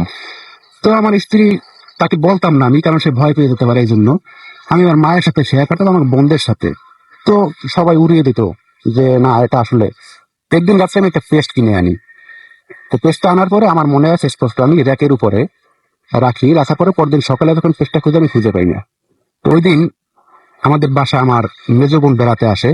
তো আমি যখন এটা নিয়ে চিল্লি করতেছি যে এই পেস্টটা কে নিল, কে নিতে পারে, তা কে উঠেছে, তখন আমার বোন বললো যে সোহেল, তুই তো ভয় পাবি, আসলে তুই যে বলো, আমি একটা ঘটনা দেখছি। তখন আমি বললাম যে আসলে কি। তখন সে বলল যে আমি যেই রুমে ঘুমাই, আমার বোন রাত্রে তার নিচে, ঠিক নিচেই আরেকটা রুম ছিল, ওই রুমে সে ঘুমাইছে, রাত্রে জানলা খোলা ছিল। তো সে বললো সোহেল, আমি রাত্রে যেটা দেখেছি সেটা হচ্ছে দুটি ছায়া মানুষের মূর্তির মতো, যারা অনেক লম্বা, এবং আমি তাদের কোমর পর্যন্ত দেখতে পেয়েছি, বাকি আর দেখতে পারি নাই। তো দেখছি ওই দুটো তোদের জানলার সোজা, তারা যেন কি করছে, ওদেরকে নড়াচড়া করছে। তা আমি দেখে ভয়ে আমি আর উঠিও নেই, জানলাও বন্ধ করি নেই। এর কিছুক্ষণ পরে আমি মানে ভয়ে চোখ বন্ধ করি, এবার কিছুক্ষণ পরে যখন চোখ খুলি দেখি ছায়া দুটো আর নেই। তো তখন আমার স্ত্রীও ভয় পেয়ে গেল। এর ঠিক কিছুদিন পরেই রমজান মাস এলো। তো রমজানের আগে আমার স্ত্রী বললো যে আমাকে একটা চিরুনি নিয়ে আসার জন্য। তো চিরুনিটি যখন নিয়ে আসি, রাত্রেবেলা চিরুনিটা আর খুঁজে পাই না। ঠিক 15 দিন পর আমি চিরুনিটা খুঁজে পাই, এবং পাওয়ার পর পরে আমি স্ত্রীকে বলি যে তোমার চিরুনি কি পাইছো? সে বললো যে না, আমি পাইনি। এরপর আমি বললাম যে চিরুনিটা উনি, তখন সে দেখেও আশ্চর্য হয়ে গেল যে চিরুনিটা আসলো কোথা থেকে। তো আমি আর কিছু বললাম না, আম্মাকে ডাকলাম যে আম্মা এই ঘটনা দেখো, তো সেও কিছু বললো না, তো আমি সিলিন্ডার পুড়িয়ে ফেললাম। এই পুরানোর পরে এরপর আর কোনো জিনিস হারানো যায় নাই। কিন্তু এখন যেটা আছে সেটা হচ্ছে এখনো মাঝে মধ্যে মানে আমি যদি একা থাকি তাইলে হাঁটার শব্দ পাই, একটা মানুষ হাঁটলে একটা রেসপন্স হয়, এইটা পাই এবং মনে হয় যেন কে আমাকে মাথা ধরে ধাক্কা দিচ্ছে। এখনো পর্যন্ত আপনার প্রত্যেক রাতে এটা মনে হয় হ্যাঁ এখনো হয়, কিন্তু একা থাকি যখন। যখন একা থাকেন? সো বুঝতেই পারছেন যে এরকম একটা যন্ত্রণা নিয়ে টিকে থাকতে হচ্ছে তাকে, এবং একটা ভুলের কারণে আমরা অনেকে ট্রাই করতে চাই, অনেকে অনেক মজা করতে চাই সমস্ত জিনিসটা, সবকিছু জিনিসটা মনে হয় মজা করাটা ঠিক না। আর এর সবচেয়ে বড় কথা যেটা সেটা হচ্ছে যে আমরা অনেক কিছুই এখানে শুনি, এবং সেই জিনিসগুলো যারা ফেস করেছেন তারা খুব আন্তরিকভাবে বলেন। আমরা তো সামনে বসে স্টুডিওর আগেও শুনি, এবং খুবই আগ্রহী হয়ে মানে খুবই মানে কি বলবো, যে আমি খুব ইনভলভ হয়ে করে ফেলেন নিজেদেরকে ঘটনার সাথে, এবং আমার তখন মনে হয় যে যারা এই ঘটনাটা উপলব্ধি করেছেন, এক্সপেরিয়েন্স করেছেন, এবং যাদের সাথে এই ঘটনাটা ঘটেছে তাদের চাইতে ভালো আসলে কেউ জানে না যে এই ঘটনাটা তার জীবনে যে আমরা কিছু SMS পড়ে ফেলি। তানিয়া জাহান আমাকে ময়মনসিংহ থেকে লিখেছেন যে সেকেন্ড ঘটনাটা অনেক ভালো লেগেছে তার কাছে। তাজুল আমাদের লিখেছেন যে ঘটনাটা মজার। আমাদেরকে এপ্রিল অনিয়ন লিখেছেন যে ভয় লাগে না কেন? আমার মনে হয় যে আমি কিছু কিছু মানুষ আমাদের ভূতে তারা অত্যন্ত সাহসী, এবং তাদের যদি সত্যি সত্যি এরকম উদ্ভট কোনো কিছু যদি দেখা হয়ে যায় তবে তাহলেও মানে এর পরেও তারা ভয় পাবেন না, অনেক শক্ত কলিজা। সুতরাং বুঝতেই পারছেন। যাই হোক, হাসনাত আমাদের লিখেছেন মুন্সিগঞ্জ থেকে। এছাড়া আমাদের SMS করেছেন দেখতে পাচ্ছি আনহা ভূত FM রক্স আমাদেরকে, এবং এবং ফার্স্ট স্টোরিটা চরম হচ্ছে। আমাদেরকে হৃদ লিখেছেন বাড্ডা থেকে। এছাড়া আমাদেরকে জান্নাত লিখেছেন কুড়িগ্রাম চট্টগ্রাম থেকে। কি কুড়িগ্রাম, আচ্ছা ওকে। আমাদেরকে বাদশাহ লিখেছেন খুলনা থেকে। এছাড়া আমাদেরকে লিখেছেন, এছাড়াও দেখতে পাচ্ছি সিলেট থেকে হলি লিখেছেন। আমাদেরকে রিচি আমাদেরকে SMS করেছেন আমাদেরকে। দেখতে পাচ্ছি জুয়েল। এছাড়া আমাদেরকে SMS করেছেন তাওসিফ ভূত FM। কেন পুরা উইক হয় না ভাই, মুশকিল। আমাদেরকে রাহুল লিখেছেন আমরা আমরা ভাই তাওসিফ, আমরা সারা সপ্তাহ কাজ করে একটা এপিসোড তৈরি করতে পারি, সুতরাং বুঝতেই পারছেন যে কি পরিমাণ কষ্ট করতে হয়। প্রচুর ইমেল আসে আমাদের কাছে, সেই ইমেলগুলো থেকে বেছে বেছে আপনাদের পছন্দ মতো কিছু ইমেল সিলেক্ট করে তারপর আমাদের ঘটনা আমাদের একটা দিন এপিসোড রেডি করে তারপরে বসতে হয় আপনাদের সাথে।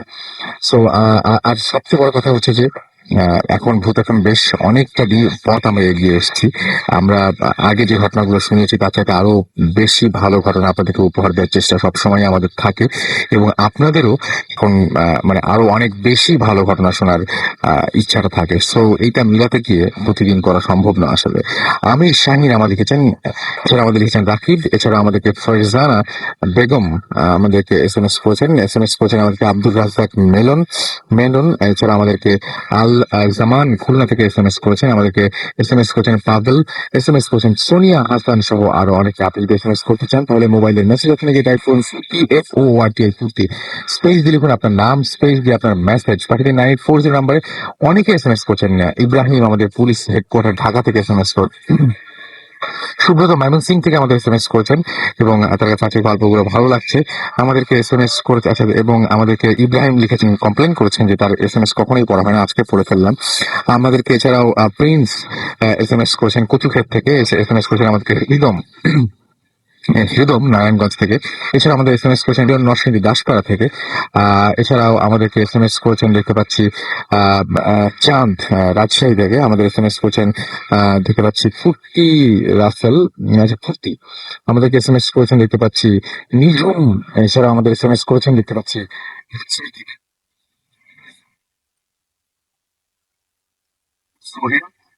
ইমন, আমিন, জোহা সহ আরো অনেকে। রাজীব আমাদের সাভা থেকে SMS করেছেন। তন্ময় আমাদের নড়াইল থেকে SMS করেছেন। সালাম মিরপুর থেকে SMS করেছেন। HM রিমান আমাদের SMS করেছেন আমাদেরকে আরো অনেকেই। যাই হোক, আমি কিছু ফেসবুকের পোস্ট পড়ে আসি, যেটা যারা আমাদের পোস্টে যারা কমেন্ট করেছেন সেই সমস্ত কমেন্ট গুলো পড়ে আসি। আমাদেরকে ইব্রাহিম খলিল লিখছেন ভূত FM অনেক অসম।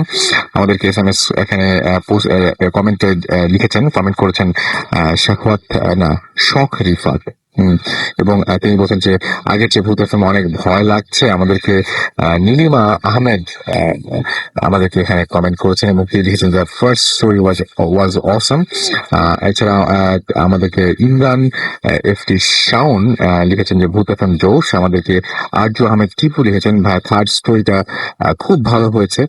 সো আরো অনেকেই দেখতে পাচ্ছি কমেন্ট, সেই কমেন্টগুলো আমরা এক একে পড়ে ফেলবো ইনশাল্লাহ। সবগুলো তো পড়তে পারবো না মনে হয়, তারপরেও চেষ্টা করবো যে সর্বোচ্চ পরিমাণের পড়তে। ওকে, আমাদেরকে এছাড়া দেখতে পাচ্ছি এখানে অনেকেই কমেন্ট করেছেন। লিখেছেন রাসেল ভাই আমার কমেন্টটা পড়েন, আজকের ভূত এফএম জোস। লিখেছেন এমডি মেহরাব হাসান, মনির উল ফরিম আমাদের এসএমএস এখানে কমেন্ট করেছেন আমাদেরকে। দেখতে পাচ্ছি মোহাম্মদ মেহেদি হাসান সুমন, হান্টার বয় শুভ, আরিফুর রহমান জুয়েল, আশিক হায়দার অঙ্কন, এছাড়াও শফি আহমেদ, তাহসান খান, নিশাত হোসেন নিহা, রেইনি শ্রাবণী। শ্রাবণীটা হঠাৎ করে চোখ আটকে গেল, সেটা হচ্ছে তিনি লিখেছেন আমার কাছে একটা স্টোরি আছে ভাই, একদম দেরি করবেন না, ভূত এফএম এটা হচ্ছে ইমেল অ্যাড্রেস, এই অ্যাড্রেসে এখনই সেন্ড করে দিন আমাদেরকে। এছাড়াও দেখতে পাচ্ছি নাফিউল আলম নিপুণ, মাসুম খান স্বপ্ন। এছাড়াও আমাদেরকে দেখতে পাচ্ছি লিখেছেন সৌরভ। আরেকজন নামগুলো খুব অদ্ভুত, ফেসবুক এক একজনের যে নামটা থাকে সেই নামটা খুব অদ্ভুত। যেমন একজন এখানে লিখেছেন ভাই ভয় পাচ্ছি, এবং তার ফেসবুক নেম হচ্ছে ধূমপান নিষেধ। বাহ, চমৎকার। আমাদেরকে এছাড়াও আরো অনেকেই এখানে কিন্তু কমেন্ট করছেন। সো আপনিও কমেন্ট করতে পারেন। আমাদের ফেসবুকের অ্যাড্রেসটি হচ্ছে www.facebook.com/radio40। এখানে গিয়ে আমাদের যে পোস্টটি রয়েছে সেই পোস্টটিতে গিয়ে আপনি লাইক দিয়ে ডেফিনেটলি কমেন্ট করতে পারেন এবং জানাতে পারেন আপনার পছন্দ অপছন্দের কথা। আর এখন আরো পরের ঘটনাটা আরো ভালোভাবে শোনার জন্য আমরা যেটা করবো, একটা ব্রেক নিয়ে নিব এবং ব্রেক নিয়ে ঝামেলাটা শেষ করে আমরা পরবর্তীতে আবারও ঘটনায় ফিরে যাবো। সো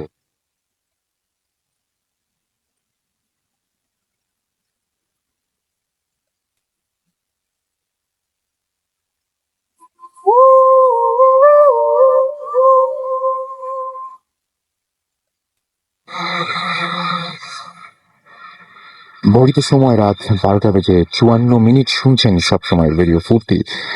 আর এই মুহূর্তে চলছে ভূত এফএম। আর ভূত এফএম এখন অন্যরকম উইথ গ্রামীণ ফোন, আপনারা সবাই জানেন। এবং আমরা চেষ্টা করছি প্রতিনিয়ত আপনাদের চাহিদা অনুযায়ী আপনাদের ঘটনা শোনাতে, এবং সেই চেষ্টা আমাদের অব্যাহত থাকবে। এবং সবচাইতে বেশি এটা নির্ভর করে আপনাদের উপরে। আপনারা যেরকম রাত জেগে ভালো একটা ঘটনা শোনার জন্য অপেক্ষা করেন, আমরা 7টা দিন আমরা 7টা দিন অপেক্ষা করি আপনাদের কাছ থেকে ভালো ঘটনা পাওয়ার জন্য। আপনাদের যেমন কিছু ঘটনা শুনে অবিশ্বাস হয়, আমাদেরও কিছু মেইল পড়ে ওরকম কিছু অবিশ্বাস হয়। সো বুঝতেই পারছেন যে আপনি যে অবস্থানে আছেন, আমরাও ঠিক সেই অবস্থায় আছি, আমরা আসলে দুজনেই এক।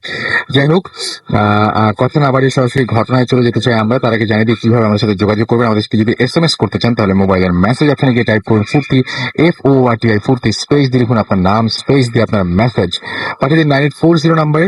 আপনি যদি আমাদের ইমেইল করতে চান তাহলে আমাদের ইমেল অ্যাড্রেসটি হচ্ছে bhutfm@radio40.fm, which is BHWTFM@radioforti.fm। আপনার নাম, ঠিকানা এবং ফোন নাম্বার সহ আপনার জীবনে ঘটে যাওয়া বা আপনার জানা সেরা ঘটনাটি পাঠিয়ে দিন আমাদের কাছে। যারা দেশের বাইরে অবস্থান করছেন তাদেরকে রিকোয়েস্ট করব যে আপনারা সরাসরি আপনাদের ঘটনাটি রেকর্ড করে সেই ঘটনাটি পাঠিয়ে দিন আমাদের কাছে, অডিও ক্লিপটি। যাই হোক, আমরা ফিরে আসবো একটু পরে আপনাদের এসএমএস আর আপনাদের ফেসবুকে যে সমস্ত কমেন্টগুলো আপনারা করছেন সেই কমেন্ট নিয়ে। আপাতত ঘটনায় চলে যাবো, এবং এই মুহূর্তে আমাদের সাথে আরো একজন নতুন অতিথি এসেছেন। এবং আমি শুরুতে জানতে চাইবো যে আপনার নাম এবং আপনি কোথা থেকে এসেছেন। আমি কাশিফ, আমি শিলিফেন রোড থেকে। ওকে, আমরা ঘটনায় চলে যাই। ঘটনাটা ঘটে 2011 সামারে। এটা শুরু হয় যে আমার ইউনিভার্সিটির একজন সিনিয়র আপু, উনি ওই সময় সুইসাইড করেন। তো আচ্ছা। যেটা হয়েছে তার অ্যাবাউট 10 days পরে, যে আমার ইউনিভার্সিটির মানে উনি ছিল আমার ইউনিভার্সিটির, আমার স্কুল লাইফের 2-3 জন ফ্রেন্ড আমার বাসায় আসার জন্য প্ল্যান করে, বাসায় আসবে, খাওয়া দাওয়া হবে, মুভি দেখবে। তো তখন ওরা বলে যে আচ্ছা ঠিক আছে দোস্ত, একটু মানে আমরা 4জনই হচ্ছে খুব হররের ফ্যান ছিলাম, কিন্তু মানে আমার বাদে বা অন্য কারো লাইফে তেমন কোনো এক্সপিরিয়েন্স হয়নি। তো ওরা যেটা বলে যে আচ্ছা চল আমরা কিছু প্ল্যান চেট করি, এই প্ল্যান চেটের এই এই থিমটা আসছে হচ্ছে মুভি দেখে। তো আমি রাজি হলাম, আচ্ছা ঠিক আছে ব্যাপার না, করা যাবে, তোরা আয়। তো ওরা মানে তার কিছুদিন পর আবার জানালো যে আচ্ছা ঠিক আছে আসতেছি, কিন্তু ওই যে তোর ইউনিভার্সিটিতে বলে ওই যে সুইসাইড করছে যেটা, সেই সোলকে কি কল করা যাবে কিনা। তা আমি কোনোভাবে রাজি হলাম না যে না, ওনাকে মানে এভাবে পার্সোনাল কাউকে চিনতাম তাকে এভাবে মানে এটা তো আসলে আমার পক্ষে পসিবল না, খুবই মানে আনইজি ফিল করছিলাম। তো আলটিমেটলি ওদের চাপে পড়ে আমি রাজি হই। ওরা বলে যে ঠিক আছে তুই ওদের ওই মেয়েটার একটা ছবি জোগাড় করে রাখ, আর মানে কিছু ডিটেলস আমাদেরকে বলবি, তাহলে আমরা প্ল্যান সেট করতে পারবো। তো আমি জাস্ট ওদেরকে ইগনোর করে যাই, বলি যে হ্যাঁ চেষ্টা করব, কিন্তু ইচ্ছা করেই যাতে কোনো ছবি না থাকে আমার কাছে সেই ব্যবস্থা করি। ওরা আসার পর আমি বলি যে না আমার কাছে কোনো ছবি টবি নাই। তো ওরা বলে যে না ঠিক আছে আমরা জাস্ট ফান করার জন্য বসতেছি, চল বসি। তো আমরা 3-4টা মোমবাতি জ্বালিয়ে 4জন গোল হয়ে বসলাম, বসে জাস্ট ওরা জাস্ট কিছু ফান টান করলো, এবং একজন হচ্ছে যে ফু দিয়ে মোমবাতি গুলা নিভিয়ে দিল মানে। তো ঘটনাটা হলো তারও কিছুদিন পর মানে আমার 2জন ফ্রেন্ড, 3জনের মধ্যে 2জন কল করে বলে যে আচ্ছা দোস্ত, আমাদের ওই অন্যজন তো অসুস্থ হয়ে গেছে, তুই কি খোঁজ খবর নিছিস নাকি কোনো। আমি বললাম যে না কি হয়েছে, বলে যে আচ্ছা ঠিক আছে তুই বাসায় থাক, আমরা 2জন আসতেছি। তো ওরা 2জন আসে, এসে মানে আমাকে জাস্ট ওই বিষয়ে কোনো কথা হয়নি, জাস্ট নর্মাল খাওয়া দাওয়া হয় এবং আমরা বসে কিছু আমার ফেস্টিভ্যালের কিছু ছবি দেখাই। তো হঠাৎ করে মানে ছবি চেঞ্জ করতে করতে টের পাই যে মানে আমার 2জনই হচ্ছে দুই পাশে বসা, ছবি চেঞ্জ করতে করতে টের পাই 2জনের মধ্যে কোনো একটা আকার ইঙ্গিতে কোনো একটা মানে ল্যাঙ্গুয়েজের মধ্যে ওরা কিছু বললো। আমি খুবই অবাক হয়ে আবার ছবিগুলো রিপিট করলাম, দেখলাম যে না পার্টিকুলার একটা ছবিতে ওরা নিজেদের মধ্যে তাকাচ্ছে। তো আমি জিজ্ঞেস করলাম যে ঘটনাটা কি, কি হয়েছে তোদের। তো আমি অবাক হয়ে দেখলাম যে ছবিটার ব্যাকগ্রাউন্ডে হচ্ছে যে ওই সিনিয়র আপুর ছবি চলে আসছে। তো মানে খুবই অবিশ্বাস্য ব্যাপার যে ওই ওনার ছবি তো এভাবে ডিসক্লোজ হওয়ার কথা না, যে ওরা কিভাবে জানলো। আমি সরাসরি জিজ্ঞেস করলাম যে ওনাকে তোরা কই দেখছিস আগে বলতো। তো ওরা বললো যে না ওরা কোনো কথা বলতে চাচ্ছিল না, জোর জবরদস্তি করার পর ওরা রাজি হলো যে ও কিছু খুলে বললো যে এই লাস্ট কয়েকদিন ধরে আমাদের ঘুমের সময় খুব সমস্যা হচ্ছে, দুঃস্বপ্ন দেখতেছি, এবং আমাদের অন্য ফ্রেন্ডটাও রেদওয়ানও হচ্ছে মানে এই এই একই সিচুয়েশনে পড়ে ও আসলে মেন্টালি ডিসঅর্ডার্ড হয়ে গেছে। তো এটা তোকে বলতে চাচ্ছিলাম না আসলে। তো আমি সাথে সাথে মানে খুবই হতভম্ব হয়ে কিছু করার ছিল না, আমার একজন পরিচিত একজন হুজুরের কাছে গেলাম। তো উনি বললো যে মানে তোমাদের ফিজিক্যালি যেহেতু কোনো সমস্যা হবে না, তোমরা একটু নামাজ কালাম পড়ো, যেটা হবে যে কিছুদিন পরেই সমস্যাটা কেটে যাবে। তো পরে আমার ফ্রেন্ড যখন রেদওয়ান যে মেন্টালি ডিসঅর্ডার্ড হয়ে গেছিল, ও যখন কিছুটা স্টেবল হলো, তার কাছে গিয়ে আমি জিজ্ঞেস করলাম যে তোর কি হয়েছিল বলতো। ও বললো যে ওই দিন রাতে ফিরার পরেই ও যেটা দেখেছে যে মানে মিড নাইটে ওর কোনো কারণে ঘুম ভেঙে গেছে, দরজা লক করা ছিল, লক করা দরজা অটোমেটিক্যালি খুবই অবিশ্বাস্য ভাবে খুলে গেছে, এবং মানে একটা মেয়ে ক্রল করে করে তার রুমে ঢুকতেছিল। হামাগুড়ি দিয়ে। হামাগুড়ি দিয়ে মানে বুকের উপর ভর দিয়ে জাস্ট হাত দিয়ে আগিয়ে আগিয়ে ঢুকছিল, এবং দেখা যাচ্ছিল যে তার পিছন দিকে পুরা মানে রুমের ঠিক দরজার সামনে রক্তে পুরা ভেসে গেছে, এবং মানে পায়ের দিকে পুরো স্ম্যাশড হয়ে পুরো রক্তাক্ত অবস্থা হাড়গোড় বের হয়ে আছে। তো এই সিচুয়েশন দেখেই ওর পুরা অজ্ঞান হয়ে যায়। তো পরে তাকে মানে তারপরে তাকে মানে হসপিটালে নেওয়া হয়, এবং হসপিটালে যাওয়ার পর তার থেকে যেটা দেখা যাচ্ছিল অলওয়েজ সুইসাইড করার চেষ্টা করছিল, ছাদে গিয়ে ছাদ থেকে লাফ দেওয়ার চেষ্টা করছিল, এবং তার মা বাবার কাছ থেকে সেটা জানতে পারি আমি। আপনি আপনার যিনি মারা গিয়েছিলেন, যাকে যাকে আপনারা আসলে প্ল্যান চেক করার সময় দেখেছিলেন, তিনি কিভাবে মারা গিয়েছিলেন? উনিও বেসিক্যালি 6 তলার ছাদ থেকে লাফ দিয়ে লাফ মারা দিয়ে। গেছে। তো যাই হোক, আপনারা অনেকেই হয়তো এই সমস্ত ব্যাপারে অনেক বেশি আগ্রহী এবং অনেকেই চান যে প্ল্যান সেট করতে এবং আত্মাদের সাথে নিজেদের কথা কথা বলতে আর কি। সো আমি যেটা বলবো যে অবশ্যই এই সমস্ত ব্যাপারের আগে সাবধানতা মানে অবলম্বন করতে হবে, এবং এই জিনিসগুলো যে সবসময় খুব ভালো ফল বয়ে নিয়ে আসে তাই না। অনেক সময় কিন্তু খারাপ ফলও হতে পারে এবং ফলাফল ভয়াবহ হতে পারে। যে মানুষটিকে কেউ দেখলো না, আপনাদের তো মানে কোনো মানুষই মানে যারা যে সমস্ত ফ্রেন্ড বলেছে যে মানে এটাই সেই মেয়ে, তারা নিশ্চয়ই আগে ছবিটা দেখেনি। না, আগে কখনোই দেখিনি এবং এটা এনশিওর করেছি আমি। ওকে, সো আগে কখনোই দেখেনি এবং সেই দিনই প্রথম দেখেছে এবং সেই প্রথম দেখাতেই মানে পরে তারা বুঝতে পারলো, একটা সময় উপলব্ধি করতে পারলো, আচ্ছা ইনি তো তিনি যাকে আমরা দেখেছিলাম। তো এই ঘটনা যদি সত্যি হয় তাহলে অবশ্যই অবশ্যই আমি জানি যে দুই ধরনের মানুষ পাওয়া যাবে। এক ধরনের মানুষ কালকে প্ল্যান চেক করতে বসবেন এবং সত্যি দেখবেন যে আসলে এরকম আত্মা নামানো যায় কিনা। আরেক ধরনের মানুষ যারা প্ল্যান চেক করার বিন্দু মাত্র ইচ্ছা ছিল সেই সমস্ত ইচ্ছাগুলো একদম মন থেকে বের করে দিবেন। যাই হোক, আমি বলবো যে যেটাই করেন না কেন বুঝে শুনে একদম মানে আগে পেছনে সামনে পেছনে সবকিছু চিন্তা ভাবনা করে তারপরে করবেন। আমি কিছু এসএমএস পড়ে ফেলি। আমাদেরকে এসএমএস করেছেন অনেকেই। দীপন সাহা আমাদের এসএমএস করেছেন টিকাতুলি থেকে এবং তিনি বলছেন থার্ড স্টোরিটা তার কাছে অনেক বেশি ভালো লেগেছে। কুইন ঘোস্ট আমাদের এসএমএস করেছেন এবং তারা একসাথে ছাদে বসে ভূত এফএম শুনছেন। প্রণয় আমাদেরকে এআইইউবি থেকে এসএমএস করেছেন এবং আমাদেরকে এসএমএস করেছেন হাসমত আলী হাসান ময়মনসিং থেকে এবং তার কাছে ভয় লাগছে আমাদের। এছাড়াও পূর্ণ এসএমএস করেছেন, আমাদেরকে এসএমএস করেছেন দেখতে পাচ্ছি প্রিয়াঙ্কা, খুবই ভয় লাগছে তার কাছে। যদিও এফ এম সাব্বির ময়মনসিং থেকে আমাদের এসএমএস করেছেন। গোলাম রাব্বি আমাদের এসএমএস করেছেন বিজয় রাহাত এবং তার 7 জন ফ্রেন্ড মিলে ভূত এফএম শুনছেন। সাব্বির আমাদের এসএমএস করেছেন এবং আমাদেরকে এসএমএস করেছেন এবং আমাদেরকে এসএমএস, আচ্ছা তার কাছে এই আগে যে ঘটনাটা এই মাত্র যেটা শুনলাম সেটা তার কাছে বিশ্বাসযোগ্য মনে হয়নি, সেটা তিনি লিখেছেন। তপু নাটোর থেকে লিখেছেন, আমাদেরকে পরিমুন্নি খুলনা থেকে লিখেছেন। ফুর্তি, আচ্ছা ফুর্তি আমার মনে হয় যে আপনার নামটা লিখতে হবে, শুধুমাত্র ফুর্তি লিখে তারপর আপনি এসএমএস টি করেছেন। কাকুন রেমিন খুলনা থেকে আমাদের এসএমএস করেছেন আমাদেরকে হেলাল রাজশাহী থেকে। আশরাফুল ইসলাম আমাদেরকে সিএসএম থেকে এসএমএস করেছেন। আমাদেরকে এসএমএস করেছেন দেখতে পাচ্ছি অ্যাপল বয়। এছাড়া আমাদেরকে সাইদুল সাভার থেকে এসএমএস করেছেন। মাসুদ সাতক্ষীরা থেকে আমাদের এসএমএস করেছেন আমাদেরকে পাতা চিটাগং থেকে। আমাদেরকে পুনম এসএমএস করেছেন আমাদেরকে এফ এম পলাশ সিদ্দিক। এছাড়া আমাদের এসএমএস করেছেন পাপড়ি ভূতের গড়ি থেকে। আমাদেরকে শুভ এসএমএস করেছেন ফয়সাল এসএমএস করেছেন রাহাত চিটাগং থেকে।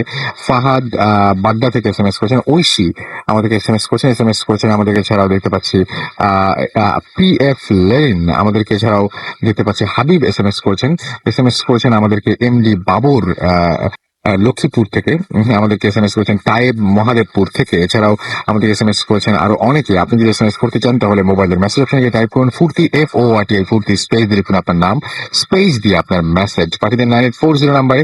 আমাদেরকে অনেকেই এখানে কিন্তু পোস্ট পাঠাচ্ছেন এবং অনেকেই আমাদের এখানে কমেন্ট করছে আমাদের পোস্টটিতে। আমাদের এখানে 2টো পোস্ট রয়েছে এবং 2টো পোস্টই আপনি দেখতে পারেন এবং আমাদেরকে অনেকেই লিখছেন যে পাঠাবো কিভাবে, মেইলটা পোস্ট করেন প্লিজ। আচ্ছা, আপনাদের যদি পোস্ট করলে সুবিধাই হয় তাহলে আপনারা মানে জাস্ট যারা এখন বিভিন্ন কমেন্ট করছেন এবং সেখানে আপনারা গিয়ে প্লিজ একটু কেউ একজন পোস্টটা দিয়ে দিন যে আমাদের কিভাবে আমাদের ইমেল অ্যাড্রেসটি, অর্থাৎ আমাদের কিভাবে ঘটনা পাঠাতে হবে, পুরো ডিটেইলে ব্যাপারটা আপনি জানাতে পারেন কিন্তু। এবং আমাদের অ্যাড্রেসটি আমি আরো একবার জানিয়ে দিচ্ছি। আমাদের অ্যাড্রেস হচ্ছে bhoothfm@radiofurti.fm, which is BHWTFM@radioforti.fm। আমাদেরকে এছাড়াও দেখতে পাচ্ছি যে এমডি শাহিদ আমাদেরকে এখানে কমেন্ট করেছেন এবং তিনি ফার্স্ট কমেন্ট করেছেন ভূত এফএম। আমাদেরকে জাহিদুল ইসলাম ইমন এখানে কমেন্ট করেছেন। শেখ বিন হুসাইন আমাদের এখানে কমেন্ট করেছেন। আমাদেরকে এখানে কমেন্ট করেছেন আরো অনেকে, সিফাত রুফি, মুস্তাফিজুর রহমান, মিলন, সাগর সরকার, এমডি রাহাত, তারপরে এখানে কমেন্ট করেছেন মামুন এম রহমান, সামির আহমেদ, এছাড়াও স্বাধীন মল্লিক, অমল কুমার শুভ, পায়েল নূপুর, সামিয়া আখতার, শান্ত শিষ্ট অপূর্বা, ওকে, এমডি রহমান বিলাস। এছাড়াও আমাদেরকে শেষের কবিতা এমডি তাজুল হাসান আমাদেরকে এসএমএস করেছেন। এছাড়াও মুস্তাফিজুর রহমান, সোহান, মাহি ইসলাম সহ আরো অনেকে। আপনি যদি চান আমাদের ফেসবুকে চলে যান এবং ফেসবুকের অ্যাড্রেসটি জেনে নিন। আমাদের অ্যাড্রেসটি হচ্ছে www.facebook.com/radiofurti। রেডিও ফুর্তির স্পেলিংটি বলে দিচ্ছি, RADIOFORTI। আমাদের এখানে যিনি প্রথম ঘটনা শেয়ার করেছিলেন তার কাছ থেকে আমরা আরো একটা ঘটনা শুনবো এবং যে ঘটনাটা তার বাংলাদেশেই ঘটেছিল সেই ঘটনাটা আমরা শুনে আসবো। এবং আপনার নামটা প্লিজ আরেকবার আপনাকে বলতে হবে যেহেতু আমাদের এখানে দেখা যায় না। এবং তারপরে রাসেল ভাই, হাই ডিয়ার লিসেনার্স, আমি নাবিন আহমেদ, পুরান ঢাকার পোস্তগোলা থেকে আবারও। এই ঘটনাটা আমার সাথে অ্যাকচুয়ালি বাংলাদেশে ঘটে এই ঘটনাটা ঘটেছিল 2007-এর দিকে। তো আমরা ঢাকার থেকে 4 বন্ধু হঠাৎ করে একদিন প্ল্যান হয় যে আমরা একটু গ্রামের বাড়িতে বেড়াতে যাব। তো জায়গাটার নামটা আমি স্পেসিফিকলি বলছি না, তবে সেটা মুন্সিগঞ্জ জেলার ভেতরে ছিল, এতটুকু বলতে চাচ্ছি। তো আপনার যখন আমরা 4 জন বন্ধু প্ল্যান করি, তো বের হয়ে যাই একদিন সকালবেলার দিকে।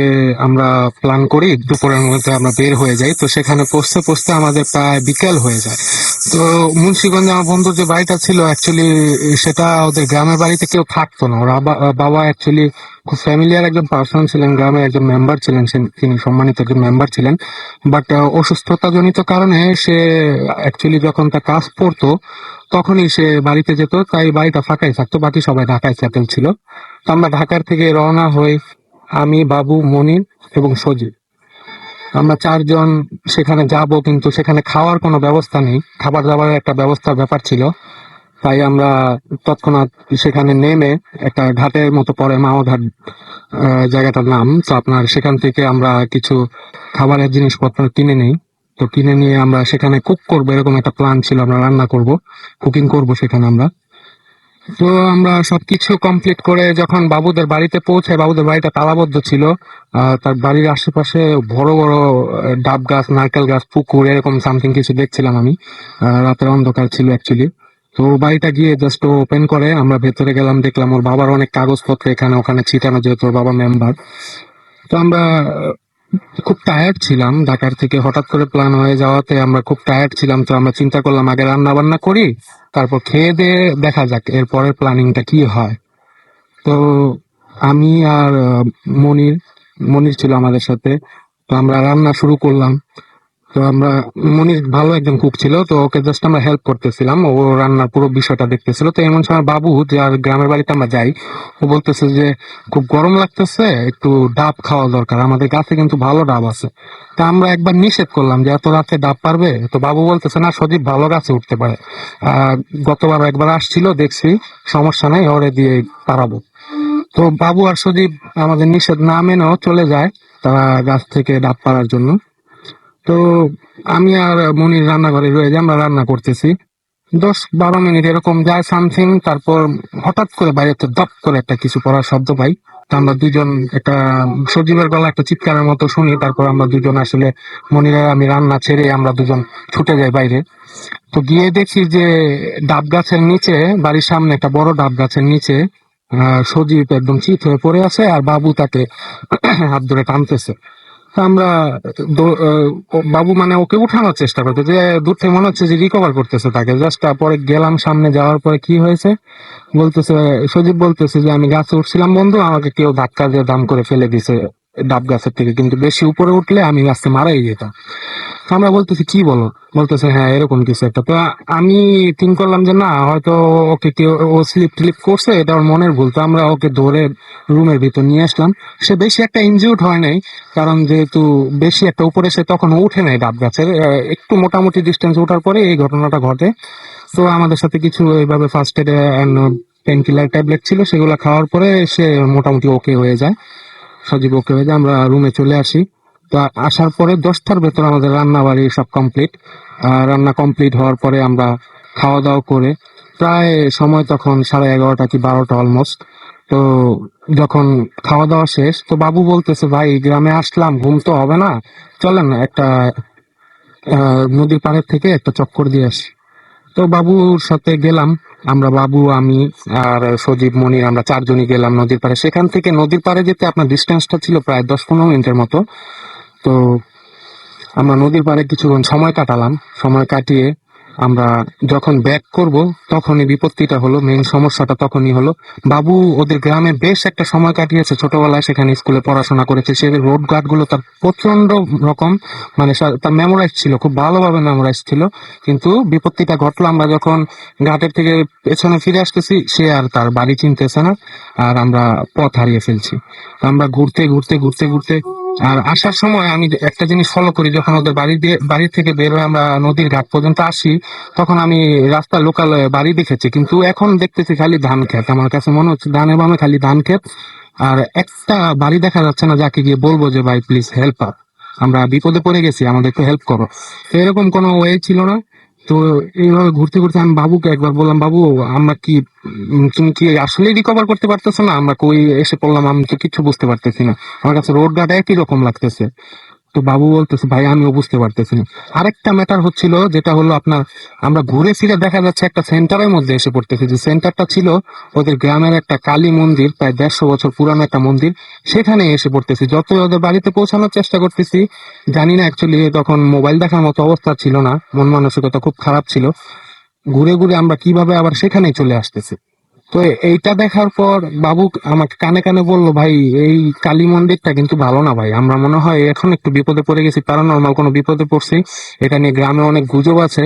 আর যতক্ষণ আমরা হেঁটেছি ততক্ষণে 10 বার বাড়িতে চলে যাওয়া যেত, কিন্তু আমরা ঘুরে ঘুরে এই কালী মন্দিরটার সামনে চলে আসতেছি। তো ম্যাটারটা ভালো লাগতেছে না ভাই, মনে মনে একটু দোয়া কালাম পড়েন।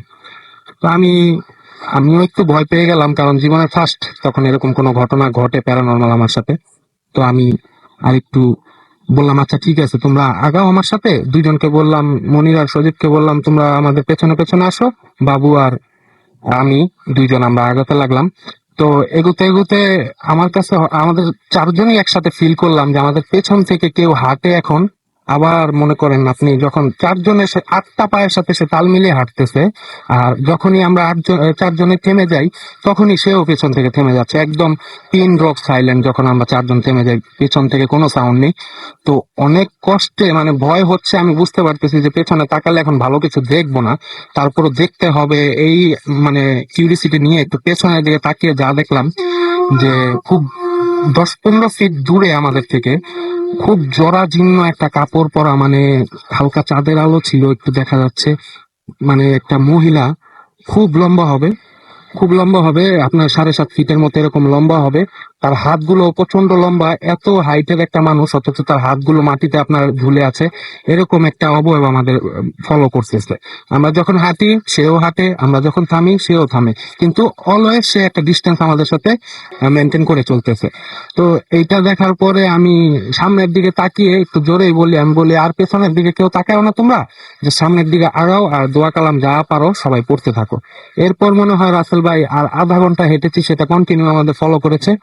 এতক্ষণ আমাদের মনের ভিতরে একটা, আমার পার্সোনালি যদিও তখন শেয়ার করিনি, পরে শেয়ার করা হয়েছে ব্যাপারটা, মানে একটা মনে হচ্ছে যে একটা ভারী স্টোন আমার মনের ভেতরে কেউ, বুকের উপরে কেউ রেখে দিছে, এত ভালো লাগতেছিল।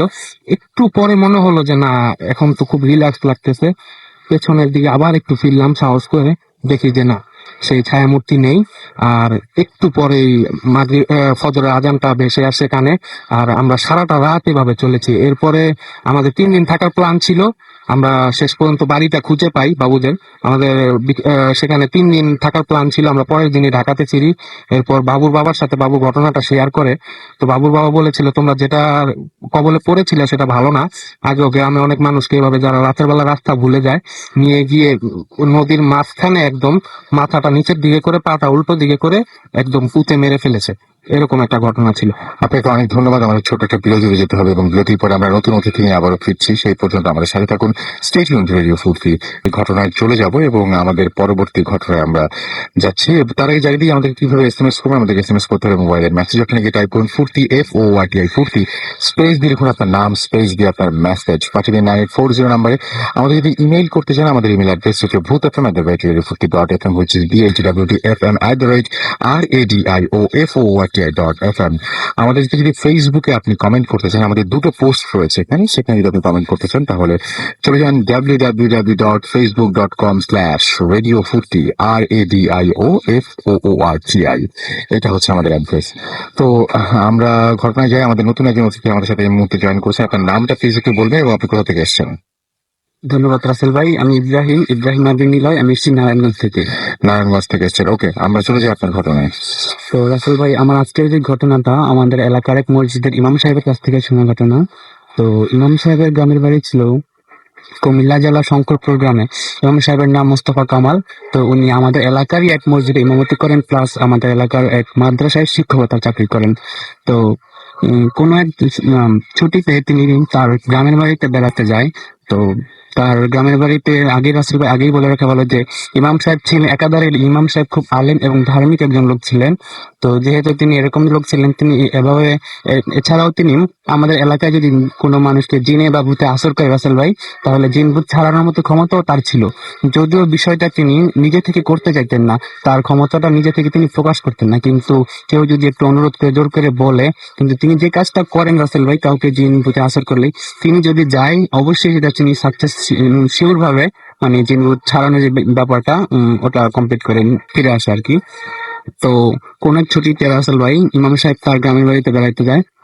তো তার গ্রামের বাড়িতে যাওয়ার সময় গ্রামের বাড়িতে যেতে রাসেল ভাই যে বিশাল একটা ক্ষেত পাড়ি দিতে হয়, তো এই জন্য আর কি। তো তার চাচাতো ভাই তাকে রিসিভ করার জন্য বাস স্ট্যান্ড পর্যন্ত এগিয়ে আসে আর কি। তো তার চাচাতো ভাইজান যখন আসে, আর ইমাম সাহেব ঠিক কয়টার সময় রওনা দিয়েছিল সেটা সঠিক জানতে পারিনি, কিন্তু যখন তিনি কুমিল্লা বাস স্ট্যান্ডে যায় তখন প্রায় সন্ধ্যা হয়ে যায় রাসেল ভাই। তো ইমাম সাহেব এবং তার চাচাতো ভাই যখন বাড়ির উদ্দেশ্যে রওনা দেয়, তখন তারা ওই যে বিশাল ক্ষেতটা, ওই ক্ষেতটা পাড়ি দেওয়ার জন্য, তাদের বাড়িতে যাওয়ার জন্য ক্ষেতটা পাড়ি দিতে হয়। তো তখন ওনারা যখন ওই ক্ষেতটার মাঝামাঝি এসে আসছে আর কি, তখন তারা খেয়াল করলেন যে বিশাল ক্ষেত, খেতেন কোনো কৃষকও নেই, আশেপাশে কোনো বাড়িঘর নেই বা কোনো মসজিদও নেই। তৎক্ষণাৎ ঠিক তখনই ইমাম রাসেল ভাই মাগরিবের আজান শুরু হয়। তো ইমাম সাহেব, তারা যেহেতু ধার্মিক পরিবারের লোক ছিলেন, অবশ্যই তারা কখনো নামাজ কাজা করতেন না। তো ইমাম সাহেব ভাবলেন যে তারা দুই ভাই যে কোনো ভাবে হোক তায়াম্মুম করে নিজেকে পবিত্র করে, ওই পাশে যে বিশাল বটগাছ, একটা বটগাছ ছিল রাসেল ভাই। তো ইমাম সাহেব ভাবলেন ওই বটগাছটার নিচে দুই ভাই মিলে নামাজটা আদায় করে ফেলি। তো ইমাম সাহেব যেই বলা সেই কাজ, ইমাম সাহেব তায়াম্মুম করে এবং তার চাচাতো ভাই সহ ইমাম সাহেব সামনে এবং তার চাচাতো ভাই পিছনে দাঁড়িয়ে এই আল্লাহু আকবার বলেন। যেই তারা নামাজে দাঁড়ালো, তখন ইমাম সাহেব ফলো করলেন যে তার তাদের চারপাশ থেকে লম্বা টাইপের, লম্বা সাদা পাঞ্জাবি পরা কিছু লোক এসে তার ভাইয়ের সাথে এই মানে তাদের সাথে নামাজে শরিক হয়। যেহেতু ইমাম সাহেব ইমামতির দায়িত্ব পালন করছেন, ইমাম সাহেব ছিলেন সামনে এবং বাকি যে লোকগুলা ছিল তারা তার ইমাম সাহেবের পিছনে জামাতের সহিত নামাজটা আদায় করলো। তো রাসেল ভাই নামাজ যখন প্রায় শেষ, নামাজ শেষ হলো, সালাম ফিরে ইমাম সাহেব পিছনের দিকে তাকালেন। তো ইমাম সাহেব দেখলেন যে আগন্তুক যে লোকগুলা আসলো, ইমাম সাহেব এবং তার চাচাতো ভাই যখন এই ক্ষেত্রতে ছিল, তখন আশেপাশে কোনো মানুষের চিহ্ন মাত্র ছিল না, এবং কি আশেপাশে কোনো বাড়ি ঘর নেই যে তারা তৎক্ষণাৎ এসে পড়বে। তো ইমাম সাহেব জিনিসটা একটু কৌতূহলী ভাবে একটু ভাবলেন। তো ওই আগন্তুক লোকগুলা জামাতের সাথে নামাজ আদায় করে যে যার যার মতো চুপচাপ করে আবার চলে যাচ্ছে।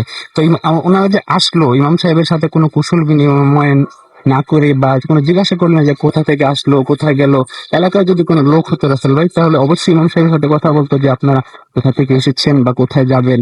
তো এরকম কোনো কথাবার্তা না বলি না, ওই লোকগুলো আর কি যার যার মতো চুপচাপ চলে যাচ্ছে। তো রাসেল ভাই জিনিসটা ইমাম সাহেব কৌতূহলী ভাবে ভাববেন কিছুক্ষণ।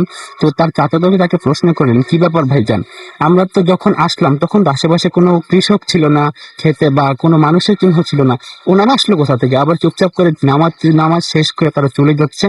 তো রাসেল ভাই, ইমাম সাহেব তার ভাইকে আশ্বস্ত করলেন যে হয়তোবা তারা ক্ষেতের কোনো কৃষক ছিল বা গ্রামের কেউ ছিল, হয়তোবা আমাদের পিছন পিছন ধরে রাস্তা ধরে হাঁটছিল, আমরা নামাজ আদায় করছি বিদায় আমাদের সাথে জামাতে শরিক হয়েছে, এরকম তার ভাইকে আশ্বস্ত দিবে। তারা দুই ভাই জিনিসটা স্বাভাবিক নর্মালি নিল এবং তারা তাদের বাড়িতে চলে গেল।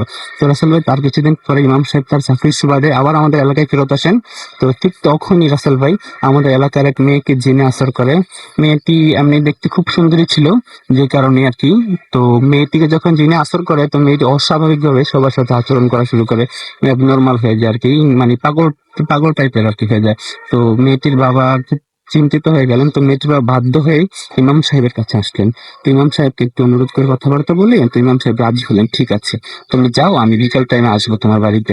তো পরে আবার ইমাম সাহেব যেই বলা, ইমাম সাহেব বিকাল টাইমে তার বাড়িতে, যেহেতু পরিচিত ছিল ইমাম সাহেব আমাদের এলাকার মোটামুটি সবার সাথে খুব ভালো সম্পর্ক, পরিচিত। তো সেই হিসেবে ইমাম সাহেব তার বাড়িতে যায়। তো গিয়ে তাকে ডাক দেয়, কি ব্যাপার? তো ইমাম সাহেব আইসে শুনে লোকটি খুব খুশি হয়ে তাকে ইমাম সাহেব তার বাড়িতে নিয়ে গেল এবং নির্দিষ্ট একটা রুমে ইমাম সাহেবকে নিয়ে বসালেন। আর ইমাম সাহেব বললেন, ঠিক আছে তাহলে তোমার মেয়েকে আমার সামনে নিয়ে আসো, আর আমার সামনে কোন মানুষ থাকতে পারবো না। তো ওর কিছু হয়েছে, ওর সাথে আমি আলাপ করবো, আমি দেখবো ওর কি হয়েছে। তো ইমাম সাহেব একটা রুমে নির্দিষ্ট বসছেন, তো ওই মেয়েটাকে ইমাম সাহেবের সামনে আনা হলো রাসেল ভাই। তো রাসেল ভাই মেয়েটার যখন প্রজেক্ট ছিল, মানে মেয়েটাকে যখন যিনি আসর করে, তখন এর এর কিছুদিন আগেও মেয়েটা সবার সাথে অস্বাভাবিক আচরণ, কথাবার্তা একটু বেশি বেশি বলে, মানে কেউ যদি কোনো প্রশ্ন করে তার সাথে উল্টাপাল্টা খারাপ বাজে বিহেভ করে আর কি, খারাপ আচরণ করে। কিন্তু ইমাম সাহেবকে দেখে মেয়েটা খুব শান্ত হয়ে গেছে, চুপচাপ ইমাম সাহেবের সামনে এসে চুপচাপ বসে ইমাম সাহেবের দিকে কিছুক্ষণ তাকিয়ে থাকে। তো কিছুক্ষণ চুপচাপ তাকিয়ে থাকার পর ইমাম সাহেব কোনো কিছু করার আগেই মেয়েটা ইমাম সাহেবের সাথে কথা বলতে শুরু করে।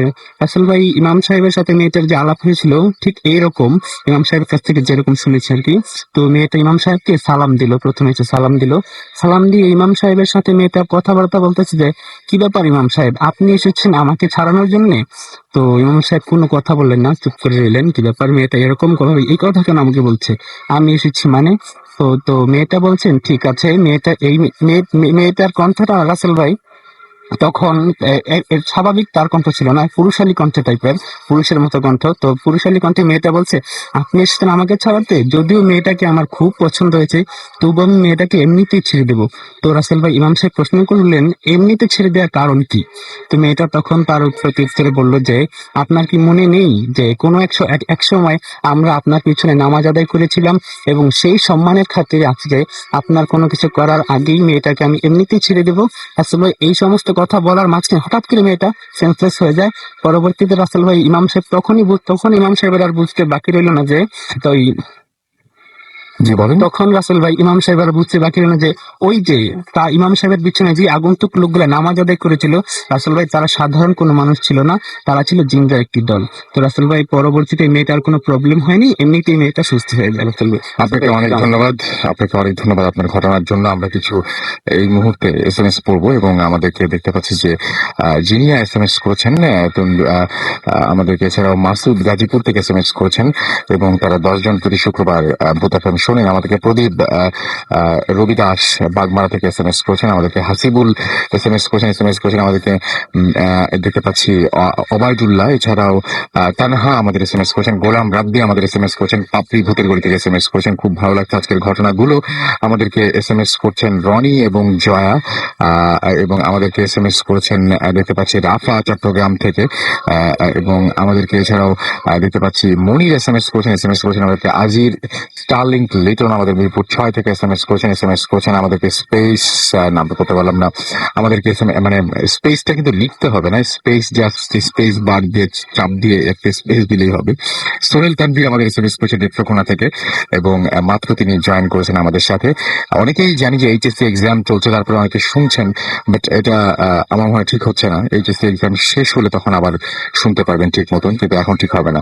ডক্টর সারওয়ার মিরপুর থেকে আমাদের SMS করেছেন, এবং সব স্টোরিগুলো তার কাছে ভালো লেগেছে, এটাই তিনি বলছেন। এবং আমাদেরকে SMS করেছেন দেখতে পাচ্ছি সানি 69 বোর্ড বাজার থেকে, এছাড়াও তুর্য স্টেশন রোড তেজগাঁও থেকে আমাদের SMS করেছেন, এবং তিনি বলছেন যে দিন দিন ঘটনাগুলো শুনতে ভালো লাগছে, এবং তিনি বলছেন যে আরো ভালো ঘটনা চাই, আপনাদের উপরে নির্ভর করে সবকিছু। আপনারা ভালো ঘটনা যদি জোগাড় করতে পারেন অবশ্যই আমার কাছে পাঠিয়ে দেবেন। আসিফ খান আমাদের SMS করেছেন, আজকে ভূত FM অসম হচ্ছে। সাইদুল আমাদের সাভার থেকে SMS করেছেন। আমির শাহিন ভুঁইয়া আমাদের SMS করেছেন। SM বেল্লাল আমাদের SMS করেছেন। শেফা আমাদের SMS করেছেন। আমাদেরকে পাভেল বরিশাল থেকে আমাদেরকে এছাড়াও SMS করেছেন দেখতে পাচ্ছি আরো অনেকে। তুর্য স্টেশন রোড তেজগাঁ থেকে SMS করেছেন আমাদেরকে। এছাড়া আমাদের SMS করেছেন সুমন, এছাড়াও সাজু ধানমন্ডি থেকে SMS করেছেন। আরিফ চট্টগ্রাম থেকে SMS করেছেন। তরফা আমাদের বাড্ডা থেকে SMS করেছেন। সাজু SMS টা আমরা পড়লাম। এছাড়াও দেখতে পাচ্ছি যে ফেসবুকে যারা পোস্ট করেছেন, জাহিদ চৌধুরী লিখেছেন যে রাতে ঘুম হবে না, খুব ভয় পেয়েছি। আমাদেরকে সচিন বিশ্বাস SMS করেছেন, খুব ভালো লাগছে আজকে ভূত FM। আমাদেরকে রাহান কবির শোভন লিখেছেন, আজ গরম আর ভয় একসাথে দেওয়া হবে। জাহিদ চৌধুরী আমাদের লিখেছেন। আমাদের এছাড়াও SMS করেছে, এখানে কমেন্ট করেছেন দেখতে পাচ্ছি রিয়েল ম্যান জাবের, এবং তিনি বলছেন কমেন্ট কোনোদিন পড়া হয় না, আছে কিন্তু আপনার কমেন্ট আমি পড়ে ফেলেছি। সো আমার মনে হয় যে এখন থেকে রেগুলার আপনি পোস্ট করতে থাকবেন, কমেন্ট করতে থাকবেন।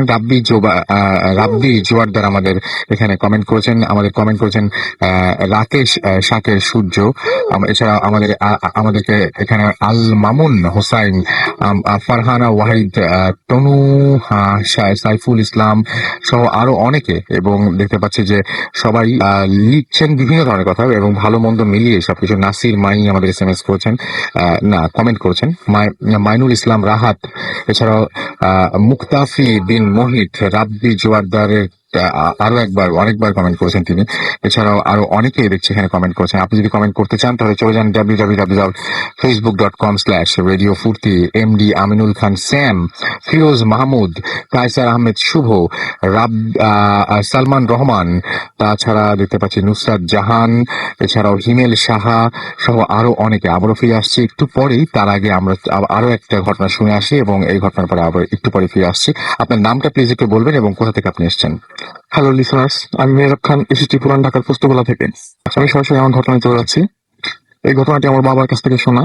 ঘটনাটি 1980 সনের দিকে ঘটা। তখন আমাদের গ্রামের বাড়ি কুমিল্লা জেলা 14 গ্রামে। আমার বাবার এক বন্ধুর রিকোয়েস্টে উনি ওনাদের বাড়িতে বেড়াতে যান, এবং ওনার বন্ধুর বাড়ি হলো নোয়াখালীর চৌমোহনীর কোন এক গ্রামে। তো আব্বা সকালে ওনার বন্ধু বাড়িতে যান এবং সেখানে গিয়ে দেখতে পান যে ওনাদের বাড়িতে বেশ মাছ ধরার অনেক আয়োজন চলছে, সবাই মাছ ধরছে এবং আমার আব্বাও সেখানে মাছ ধরেন। সারাদিন তারা বন্ধুরা খুব মজা করে সেখানে মাছ ধরেন। মাছ ধরতে হতে এক সময় বিকাল হয়ে যায়, এবং বিকাল হয়ে যাওয়াতে আমার আব্বা ভাবেন যে বাড়িতে যেতে তো অনেক দেরি হয়ে যাবে, তো এখনই রওনা দেওয়া উচিত। এবং আমার আব্বা ওনার বন্ধুকে বলেন যে বন্ধু, আমি এখন রওনা দেবো আমার বাড়ির উদ্দেশ্যে। তখন ওনার বন্ধু আব্বাকে নিয়ে তাদের বাড়িতে যান এবং ফ্রেশ হয়ে তারা খাওয়া দাওয়া করে আমার বাবা বাড়ির উদ্দেশ্যে রওনা দেন। যখন ওনারা বাড়ি থেকে বের হন ততক্ষণ প্রায় সন্ধ্যা হয়ে গেছে। তো আমার বাবার সাথে তার বন্ধু কিছু মাছ একটা পাতিলের মধ্যে দিলেন, ছোট ছোট কই মাছ এবং বিভিন্ন ছোটখাটো মাছ মিলে একটা পাতিলে দিলেন। ওনারা যখন চৌমুহনী বাস স্ট্যান্ডে যান তখন প্রায় সন্ধ্যা 7টা, 7:30 মতো বাজে। তারপর অনেকক্ষণ পরে আব্বা একটা বাস পান, সেই বাসে ওঠেন। বাসে ওঠার কিছুক্ষণ পর কিছু যাত্রী সামনে স্টপেজে নেমে যায় এবং তারপর বাসের গতি বাড়তে থাকে। কিছুক্ষণ পর ড্রাইভার দেখতে পান যে ওনার গাড়ির ব্রেকটা কাজ করছে না। তো উনি অনেক চেষ্টা করেন কিন্তু কিছুতেই ব্রেক কাজ করছিল না। এমন সময় উনি গাড়ি হেল্পারকে বলেন যে গাড়ি ব্রেক কাজ করছে না, কি করা যায়? তখন হেল্পার যাত্রীদেরকে বললেন, সেখানে কিছু মহিলা যাত্রী ছিল যারা অনেক কান্নাকাটি শুরু করে এবং অনেকে আশ্বস্ত করেন আপনারা তো ঘাবড়েন না, হয়তো সবকিছু ঠিক হয়ে যাবে। তো সেই সময় যোগাযোগ ব্যবস্থা তো ভালো ছিল না, তার জন্য দেখা যাচ্ছে রাস্তাঘাটে এমন বেশি গাড়ি নেই, কিন্তু গাড়িটা তার গতিতেই চলছে, গতিও এমনটা বাড়তেছে না। আর আমরা যেহেতু জানি যে গাড়ি অ্যাক্সিলারেটর না দিলে হয়তো স্পিডটা একসময় কমে আসবে, যেহেতু চলন্ত অবস্থা আছে, কিন্তু আশ্চর্যজনক ব্যাপার গাড়ির স্পিড কিছুতে কম ছিল না, একই গতিতে ছিল। তো এমনি এমনি যেতে যেতে যেসব যাত্রীগুলো সামনে স্টপেজে নামবে তারা সেখানে নামতে পারেনি, সবাই গাড়ির মধ্যেই ছিল। তো আব্বু এমনটাই ভেবেছিলেন যে উনিও হয়তো আমাদের সেই স্টপেজে নামতে পারবেন না, আমাদের গ্রামের স্টপেজে। ঠিক আশ্চর্যজনক ব্যাপার, গাড়িটা আমাদের বাস স্টপে যখন আসলো তখন হঠাৎ করে থেমে গেল এবং গাড়ি থেকে গাড়ির ড্রাইভার হেল্পার নামলো, সাথে সাথে অনেক যাত্রীও নামলো। ড্রাইভার হেল্পার যেটা লক্ষ্য করলেন, ওনাদের গাড়ির ব্রেক এবং এভরিথিং সবকিছু ঠিক আছে, বাট আশ্চর্যজনক ব্যাপার, তাহলে কেন এভাবে ঘটছিল? তারপর যেসব যাত্রীগুলো সামনের পথে নামবেন তারাও সেখানে ভয়ের কারণে নেমে যান এবং আমার বাবা আমাদের গ্রামের উদ্দেশ্যে উনি একাই সেই পথ দিয়ে রওনা হন, সেখানে আর কোনো মানুষ যাননি ওনার সাথে। তারপর সেই মাছ ভর্তি পাতিল নিয়ে উনি মাথা নিয়ে হাঁটা শুরু করেন। তো সামনের পথটা একটা বিবরণ দিচ্ছি। সেই পথ হলো এমন, চারপাশে খালি জমি এবং দুই পাশে দুটা খাল, মাঝখানে সরু কাঁচা রাস্তা, যেই পথটা ধরে আমাদের গ্রামের বাড়িতে যেতে হয়। তো আব্বু যখন সেই পথে হাঁটছিলেন, স্বাভাবিকভাবে আমার আব্বু অনেক সাহসী একজন মানুষ, তারপরও কেন জানি সেদিন ওনার মনে অনেক ভয় কাজ করছিল। তো যখন সে খালের পথটা যান তখন উনি কিছুক্ষণ পরে হঠাৎ লক্ষ্য করেন যে ওনার ডান পাশে কেউ একজন হাঁটছে এবং খালের ডান পাশে। উনি তাকাতেই দেখেন মানুষের আকৃতির চেয়ে একটু বেশি একটি ছায়া ওনার পাশাপাশি হেঁটে যাচ্ছেন। আব্বু একটু ভয় পান এবং উনি সামনের দিকে তাকান, আর ওদিকে তাকান না, দোয়া কালাম যা পারেন করতে থাকলেন এবং দ্রুত হাঁটতে থাকলেন। কিছুক্ষণ পরে ওনার কৌতূহল জাগলো যে সেই জিনিসটা কি এখনো সেখানে আছে। আবার তাকালেন, তাকাতেই দেখলেন সেই জিনিসটা সেখানে নাই। যেই উনি বাম দিকে ফিরলেন, সেই ডান পাশের জিনিসটি এখন তার বাম পাশে হাঁটছে। তিনি অত্যন্ত ভয় পেয়ে গেলেন এবং এক পর্যায়ে দৌড়ের মতো দিলেন। তারপর উনি সামনে একটি আলো দেখতে পাচ্ছিলেন, দৌড়তে দৌড়তে উনি কিছুক্ষণের মধ্যে সেই আলোর সম্মুখীন হয়ে গেলেন এবং দেখলেন যে একটি বাড়ির জানালা দিয়ে হারিকেনে আলো আসছিল, সেই আলোটাই উনি দূর থেকে দেখতে পাচ্ছিলেন। তারপর সেই বাড়িতে তিনি নক করলেন, নক করার পরে একটি বৃদ্ধা মহিলা দরজা খুললো। খোলার পরে আমার বাবা সেই বৃদ্ধাকে সব ঘটনা খুলে বললো এবং বৃদ্ধা বললো যে আমার ছেলে গঞ্জে গিয়েছে, এতক্ষণে চলে আসার কথা, ও আসলে তোমাকে বাড়িতে পৌঁছে দিতে বলবো। আমার বাবা আমাদের বাড়ির ঠিকানা বলেছিলেন, বৃদ্ধা মহিলা চিনতে পেরেছিল। তারপর কিছুক্ষণ পরে আব্বু বসে পানি খাচ্ছিলেন।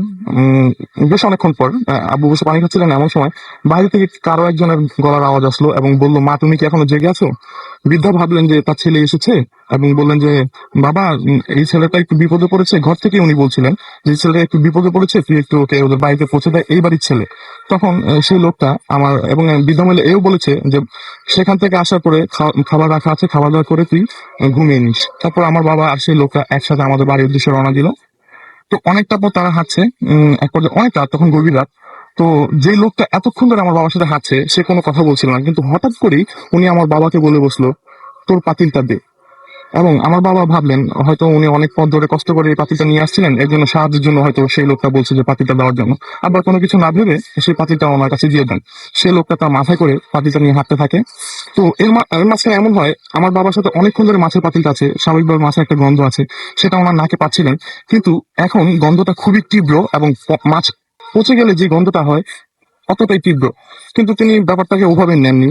তারপর উনি যখন হাঁটছেন, উনি হঠাৎ করে লক্ষ্য করলেন সামনে দুইজন লোক আসতেছে।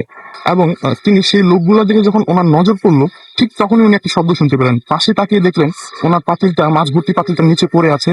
ততক্ষণে সেই লোক দুটো ওনার সামনে চলে এসেছে এবং আশেপাশে তাকিয়ে দেখলেন তার সাথে এতক্ষণ যে লোকটা আসছিল এই লোকটা কোথাও নেই। তো উনি ওই দুইটা লোক যখন সামনে চলে আসছে, তাদেরকে জিজ্ঞেস করছে, আপনারা কি আমার সাথে লোকটাকে দেখেছেন? তখন সেই লোক দুইটা আব্বুর দিকে খুব অবাক হয়ে তাকিয়ে রইলেন এবং বললেন যে আমরা এতক্ষণ আপনার ব্যাপারে কথা বলছিলাম, আমরা ভাবছিলাম আপনি হয়তো মানুষ নন, কারণ আপনার সাথে এই যে আপনার পাতিলটা শূন্যে ভাসমান অবস্থায় আসছিল, আজকে ওরে হয়তো বাবা। আপনার সাথে খুব কঠিন ধরনের কোনো কিছু সম্মুখীন হতে পারতাম। বুঝছেন, আসলে এতটাই সিরিয়াস ছিল, বাবা বলছিল তখন। তো তারপর সেই মুরব্বী দুজন জিজ্ঞেস করলো যে তোমার বাড়ি কোথায়? তারপর আব্বু বললেন যে আমার এই বাড়ি। তখন ওনারা চিনতে পারলেন এবং আমার বাবাকে ওনারা আমাদের বাড়িতে নিয়ে যান। বাড়িতে নেওয়ার পরে আমার দাদার সাথে কথা বলেন, দাদাকে সবকিছু বলেন এবং আব্বাকে ভয় পাইতে নিষেধ করেন, কিছু পানি পড়া দেন এবং সেই রাতে আর কোনো ঘটনা ঘটেনি। পরদিন সকালে আমার বাবা সেই বৃদ্ধার বাড়ি যাওয়ার উদ্দেশ্যে রওনা দেন এবং উনি একসময় বৃদ্ধার বাড়িতে আসেন। বৃদ্ধার বাড়িতে যখন উনি ঢুকছেন, ঠিক তখনই বৃদ্ধা ঘরের ভিতর থেকে ওনাকে দেখতে পান এবং দ্রুত বের হয়ে আসেন এবং আমার বাবার দিকে তাকিয়ে থাকেন এবং বলেন, বাবা, তুমি ভালো আছো তো? তো আমার বাবা কোনো কিছু বলার আগে উনি বলছে যে গতকাল রাতে তোমাকে যার সাথে পাঠিয়েছিলাম সে আসলে আমার ছেলে না। আজকে সকালে আমার ছেলে বাড়িতে ব্যাক এসেছে। যখন আমি ওকে কোশ্চেন করলাম যে কি ব্যাপার, তুমি এত দেরি করলে কেন ছেলে দিয়ে আসতে, তখন আমার ছেলে বললো যে কোন ছেলে, কিসের ছেলে? তখন আমার বুঝতে কিছুই বাকি রইলো না। আর ততক্ষণে আমার বাবা সবকিছু বুঝে নিলেন যে আসলে ওনার সাথে কি করেছিল। ধন্যবাদ আসলে।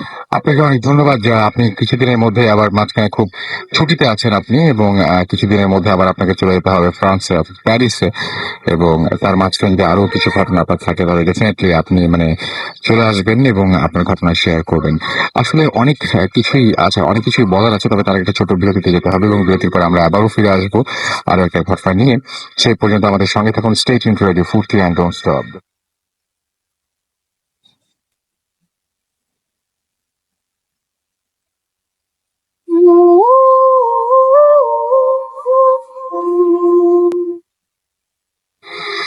সবসময় রেডিও ফুর্তি আর চলছে ভূত এফএম। আমি রাতুলাচির সাথে, আমার সাথে রয়েছে মাসুম, এবং আজকের অতিথিরা আমরা আরো একটা ঘটনা যাচ্ছে। আমাদের নতুন আরেকজন অতিথি এখানে এসে উপস্থিত হচ্ছে। আপনার নামটা একটু বলবেন, আপনি কোথা থেকে এসেছেন? ধন্যবাদ রাসেল ভাই। আমি আখতারুজ্জামান জামি, ময়মনসিংহের জাতীয় কবি কাজী নজরুল ইসলাম বিশ্ববিদ্যালয় থেকে এসেছি। ওকে, আমরা শুনি আপনার ঘটনাটা। রাসেল ভাই, এই ঘটনাটা আমার নিজের জীবনে ঘটে যাওয়া ঘটনা, আমার কলেজ জীবনে ঘটনা। এটা 2007-এর ঘটনা। সেটাও একটা এপ্রিল মাস ছিল। আমি ছোট থেকেই সাংস্কৃতিক সংগঠনগুলোর সাথে বেশ জড়িত ছিলাম। তো সেই সুবাদেই পহেলা বৈশাখকে সামনে রেখে একটা প্রোগ্রাম অ্যারেঞ্জ করার দায়িত্ব ছিল আমাদের উপর। আমি আর আমার এক বন্ধু আতাউর রহমান, আমরা দুজন সেই প্রোগ্রাম নিয়ে বেশ দৌড়াদৌড়ি করছিলাম আর কি। তো সেজন্য যেখানে ঘটনাটা ঘটেছিল রাসেল ভাই, সেটা হচ্ছে একটা পাহাড়ের ভিতরে। আমার বাসাটা হচ্ছে শেরপুর জেলার ঝিনাইগাতি উপজেলায়। আর যে ঘটনাটা ঘটছিল সেটা উপজেলা শহর থেকে প্রায় 7 কিলোমিটার ভিতরে, পাহাড়ের একদম পাহাড়ের কাছে, ইন্ডিয়ার সীমানার কাছাকাছি। তো রাসেল ভাই, ঝিনাইগাতি থেকে 4 কিলোমিটার দূরে একটা গ্রাম আছে, রাইনটিয়া গ্রাম। সেখান থেকে একটু সামনে এগুলি একটা বিট অফিস পড়ে, অর্থাৎ বন বিভাগের অফিস, স্থানীয় ভাষায় বলে পাতার অফিস। সেই পাতার অফিসের সামনে যে একটা কাঁচা রাস্তা চলে গেছে পাহাড়ের ভিতরে প্রায় 3 কিলোমিটার। তো এই রাস্তার থেকে মানে 3 কিলোমিটার রাস্তা 2 কিলোমিটার যাওয়ার পরে একটা কালী মন্দির পড়ে। এই কালী মন্দিরের ওপাশে আমার এক বন্ধুর বাড়ি। ওর নাম হচ্ছে সুহেল। সেও আমাদের সাথে জড়িত ছিল এই সংগঠনের কাজে। তো তাকে কিছু ইনফরমেশন দেওয়ার জন্য আমাদের খুব প্রয়োজন হয়ে পড়ে। সেই দিনে আবার আমি আর আতাউর আমরা সেই প্রোগ্রামের জন্যই পাশের গ্রামে গিয়েছিলাম, গুরুচরণ দুধ নামে একটি গ্রামে। তো সেখান থেকে ফিরতে আমাদের প্রায় 11টা 11:30 বেজে যায় রাত। তখন অনেক রাত। তো আমরা সেখান থেকে সুমনদের বাড়িতে যাওয়ার সিদ্ধান্ত নিই। আমরা তখন ইউজ করতাম ওই আতাউর রহমান আতা যে ছিল, তার বাবার একটা সিডিআই একটি হুন্ডা ছিল, সেই হুন্ডাই আমরা ইউজ করতাম। তো রাসেল ভাই সেখানে যাই আমরা। সুহেলদের বাড়িটা হচ্ছে যে ওই কালী মন্দির থেকে একটু পরেই একটা খাল আছে, সরু খাল। খালটার উপরে একটা সাঁকো আছে, আর ওপাশে ছোট্ট একটা টিলা, একটু টিলা, সেই টিলার নিচে হচ্ছে সুহেলদের বাড়িটা। তো সেই সাঁকোটা এই সময় ওই খালটা এই সময় শুকনা থাকে, পানি থাকে না। তো আমরা সেই সাঁকোটার পাশে গিয়ে হোন্ডাটা রেখে আমরা ওপাশে যাওয়ার প্রস্তুতি নিই আর কি। তো প্রথমে আতাউর যায়। যখন আমি সাঁকোটা পার হতে যাই রাসেল ভাই, আমি যখন সাঁকুর মাঝখানে যাই, হঠাৎ করে সাঁকুটা ঝাঁকুনি শুরু হয়। আমি ভাবি যে আতাউর মনে হয় ঝাঁকি দিচ্ছে। আমি তাকে ধমক দিই। তো সে হাত তুলে বলে, না আমি ঝাঁকি দিচ্ছি না। তো তখনই আমার ঝাঁকিটা থেমে যায়। পর মুহূর্তে প্রচন্ড ঝাঁকুনি শুরু হয়। তো আমি লাফ দিয়ে খালটাতে নেমে পড়ি, শুকনা খালটাতে নেমে পার হয়ে সুহেলদের বাড়িতে যাই, যে সুহেলকে ডাকাডাকি করি। সুহেলদের বাড়ির এটা একটু বলা উচিত রাসেল ভাই, যে যেহেতু পাহাড়ের ভিতরে বাড়িটা বেশ ভুতুরে ছিল, অন্ধকার ছিল, অনেক অন্ধকার। যদিও চাঁদনি রাত ছিল, কিন্তু গাছপালার জন্য খুব অন্ধকার দেখাচ্ছিল।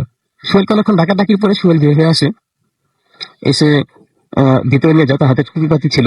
তো আমরা ভিতরে যাই, তার সাথে কথাবার্তা বলি। যখন চলে আসবো তখন সে অনেক চাপাচাপি শুরু করে, আজকে রাতটা থাক আমার সাথে, আমি রান্না বান্না করছি, আমার সাথে খা। ঘটনা হচ্ছে যে ওই রাতে তার আম্মু ছিল তার পাশের গ্রামে, তার নানির বাড়িতে। তো সে নিজেই রান্না করতে বলে আমাদেরকে বোঝায়। তো সে খাওয়ার জন্য আমাদের অনেক চাপাচাপি করে। আমরা বললাম যে তোর আম্মু নাই, তুই রান্না করছিস, কি রান্না করছিস? সে দেখায় গরম ভাত, গরম গরুর মাংস। তা আমরা খাই না, আমরা চলে আসি। যখন আমরা ব্যাক করে চলে আসি, আসার পথে রাসেল ভাই, এবার আমি আগে পার হয়ে আসি, আর আমার বন্ধু আমার পরে পার হয়। কিন্তু সে যখন সাঁকুর মাঝখানে আসে, সে আর আসতে পারে না। তার সামনে একটা অদৃশ্য দেওয়াল তৈরি হয়ে যায়। সে অনেক চেষ্টা করে আসতে পারে না। আমি ভাবছি সে হয়তো আমার সাথে মজা করতেছে। আমি ডাকাডাকি করলাম, আসলো না। তখন আমি তার কাছে গেলাম, যে আমি হাত দিলাম, দেখলাম না, আমিও তাকে ধরতে পারতেছি না। অনুভব করতে পারতেছি যেখানে কিছু একটা সমস্যা আছে, সামথিং ইজ রং। তো আমি বললাম যে তুই নিচে নাম, লাফ দিয়ে নিচে নেমে পড়। তো দুজন আবার নিচে নেমে আমরা হেঁটে চলে আসলাম। যখন হুন্ডাটার কাছে আসলাম, এই হুন্ডাটা সে অনেকক্ষণ যাবত কিক দিল, স্টার্ট নেওয়ার চেষ্টা করলো, কিন্তু হুন্ডাটা কোনো ভাবেই স্টার্ট নিচ্ছিল না। তো সে যখন অনেকক্ষণ চেষ্টা করার পরও পারলো না, তখন আমি বললাম দেখি একটু আমি একটু চেষ্টা করি। যখন আমি হুন্ডাটায় উঠলাম, পাশের যুগ থেকে রাসেল ভাই বিকট আকারে দুটা কুকুর বের হয়ে আসে, এবং তারা বিকট আকারে ঘেউ ঘেউ করে চিৎকার করতে থাকে। আর হুন্ডাটা ঠিক তখনই স্টার্ট নেওয়ার আগেই প্রচন্ড বেগে চলতে থাকে, প্রায় 100 মিটার 150 মিটার সামনে চলে যায়। যাওয়ার পরে হুন্ডাটা থেমে যায়। আর যখন হুন্ডাটা আসছিল, হুন্ডার পিছনে কুকুর যেটা ঘেউ ঘেউ করতেছিল, আর তার পিছনে আমার বন্ধু সে আসতেছিল দূরে। আসার পরে হুন্ডাটা যখন থেমে যায়, এবার সে আবার চেষ্টা করা মাত্রই হুন্ডাটা স্টার্ট নেয়। আমরা চলে আসি রাসেল ভাই। খুব ভয় পাই, তখন আমরা খুব ভয় পাই। কিন্তু আমরা আমাদের জীবনে সব থেকে আশ্চর্যজনক ঘটনাটা দেখি যখন আমরা এই পাতার অফিসটার সামনে আসি। ওই অফিসটার সামনে এসে দেখি সোহেল সেখানে বসে আছে তার কিছু স্থানীয় বন্ধু বান্ধব নিয়ে। আমরা খুবই হতবাক। সে আমাদেরকে দেখে হতবাক, বলতেছে তোরা এত রাতে এখানে, কি ঘটনা? তো আমরা বললাম আমরা এখানে মানে তোরা তো আমরা মাত্র বাড়িতে রেখে আসলাম। তাকে ডিটেলস ঘটনাটা বললাম কি কি ঘটছে। সে কিছু বিশ্বাস করতে চাচ্ছে না যে না, এরকম কিছু ঘটে নাই, আমি এখানে। তার বন্ধুরা বলতেছে হ্যাঁ, সোহেল সন্ধ্যা থেকে আমাদের সাথে। তার আম্মু তো নানি বাড়িতে। তো তাদের বাড়ি তো একটা ইটকা বাড়ি, গ্রামের ভিতরে, আশেপাশে কোনো বাড়ি নেই। তো সে ভয়ে ওখানে থাকবে না, আমাদের সাথেই থাকবে এখানে আজকে। তো সেই দিকেই আছে। তো আমরা মানে এইবার টাস্কি খায় অবস্থা, যে অজ্ঞান হয়ে যাবো এরকম অবস্থা, যে আমরা যাকে মাত্র বাড়িতে রেখে আসলাম, সে এখন এইখানে এসব কি? আসলে তার আমাদের আগে ওইখানে আসার কোনো উপায় ছিল না, এবং অন্য কোনো রাস্তাও ছিল না। তো আমরা কোনোভাবে বিশ্বাস করলাম না। বিশ্বাস করতে চল আমরা বাড়িতে যাই। তো আমরা সবাই মিলে আবার তার বাড়িতে গেলাম। সে তার ঘরে নিয়ে গেল এবং দেখালো। আমরা বললাম যে তোর রান্না করা খাবার ছিল, গরম গরম খাবার ছিল। সে দেখালো যে তার আম্মু যে ওই হাড়ি পাতিল গুলো যে পরিষ্কার করে রেখে গেছিল, সেগুলো ওভাবেই আছে রাসেল ভাই। আপনাকে অনেক ধন্যবাদ।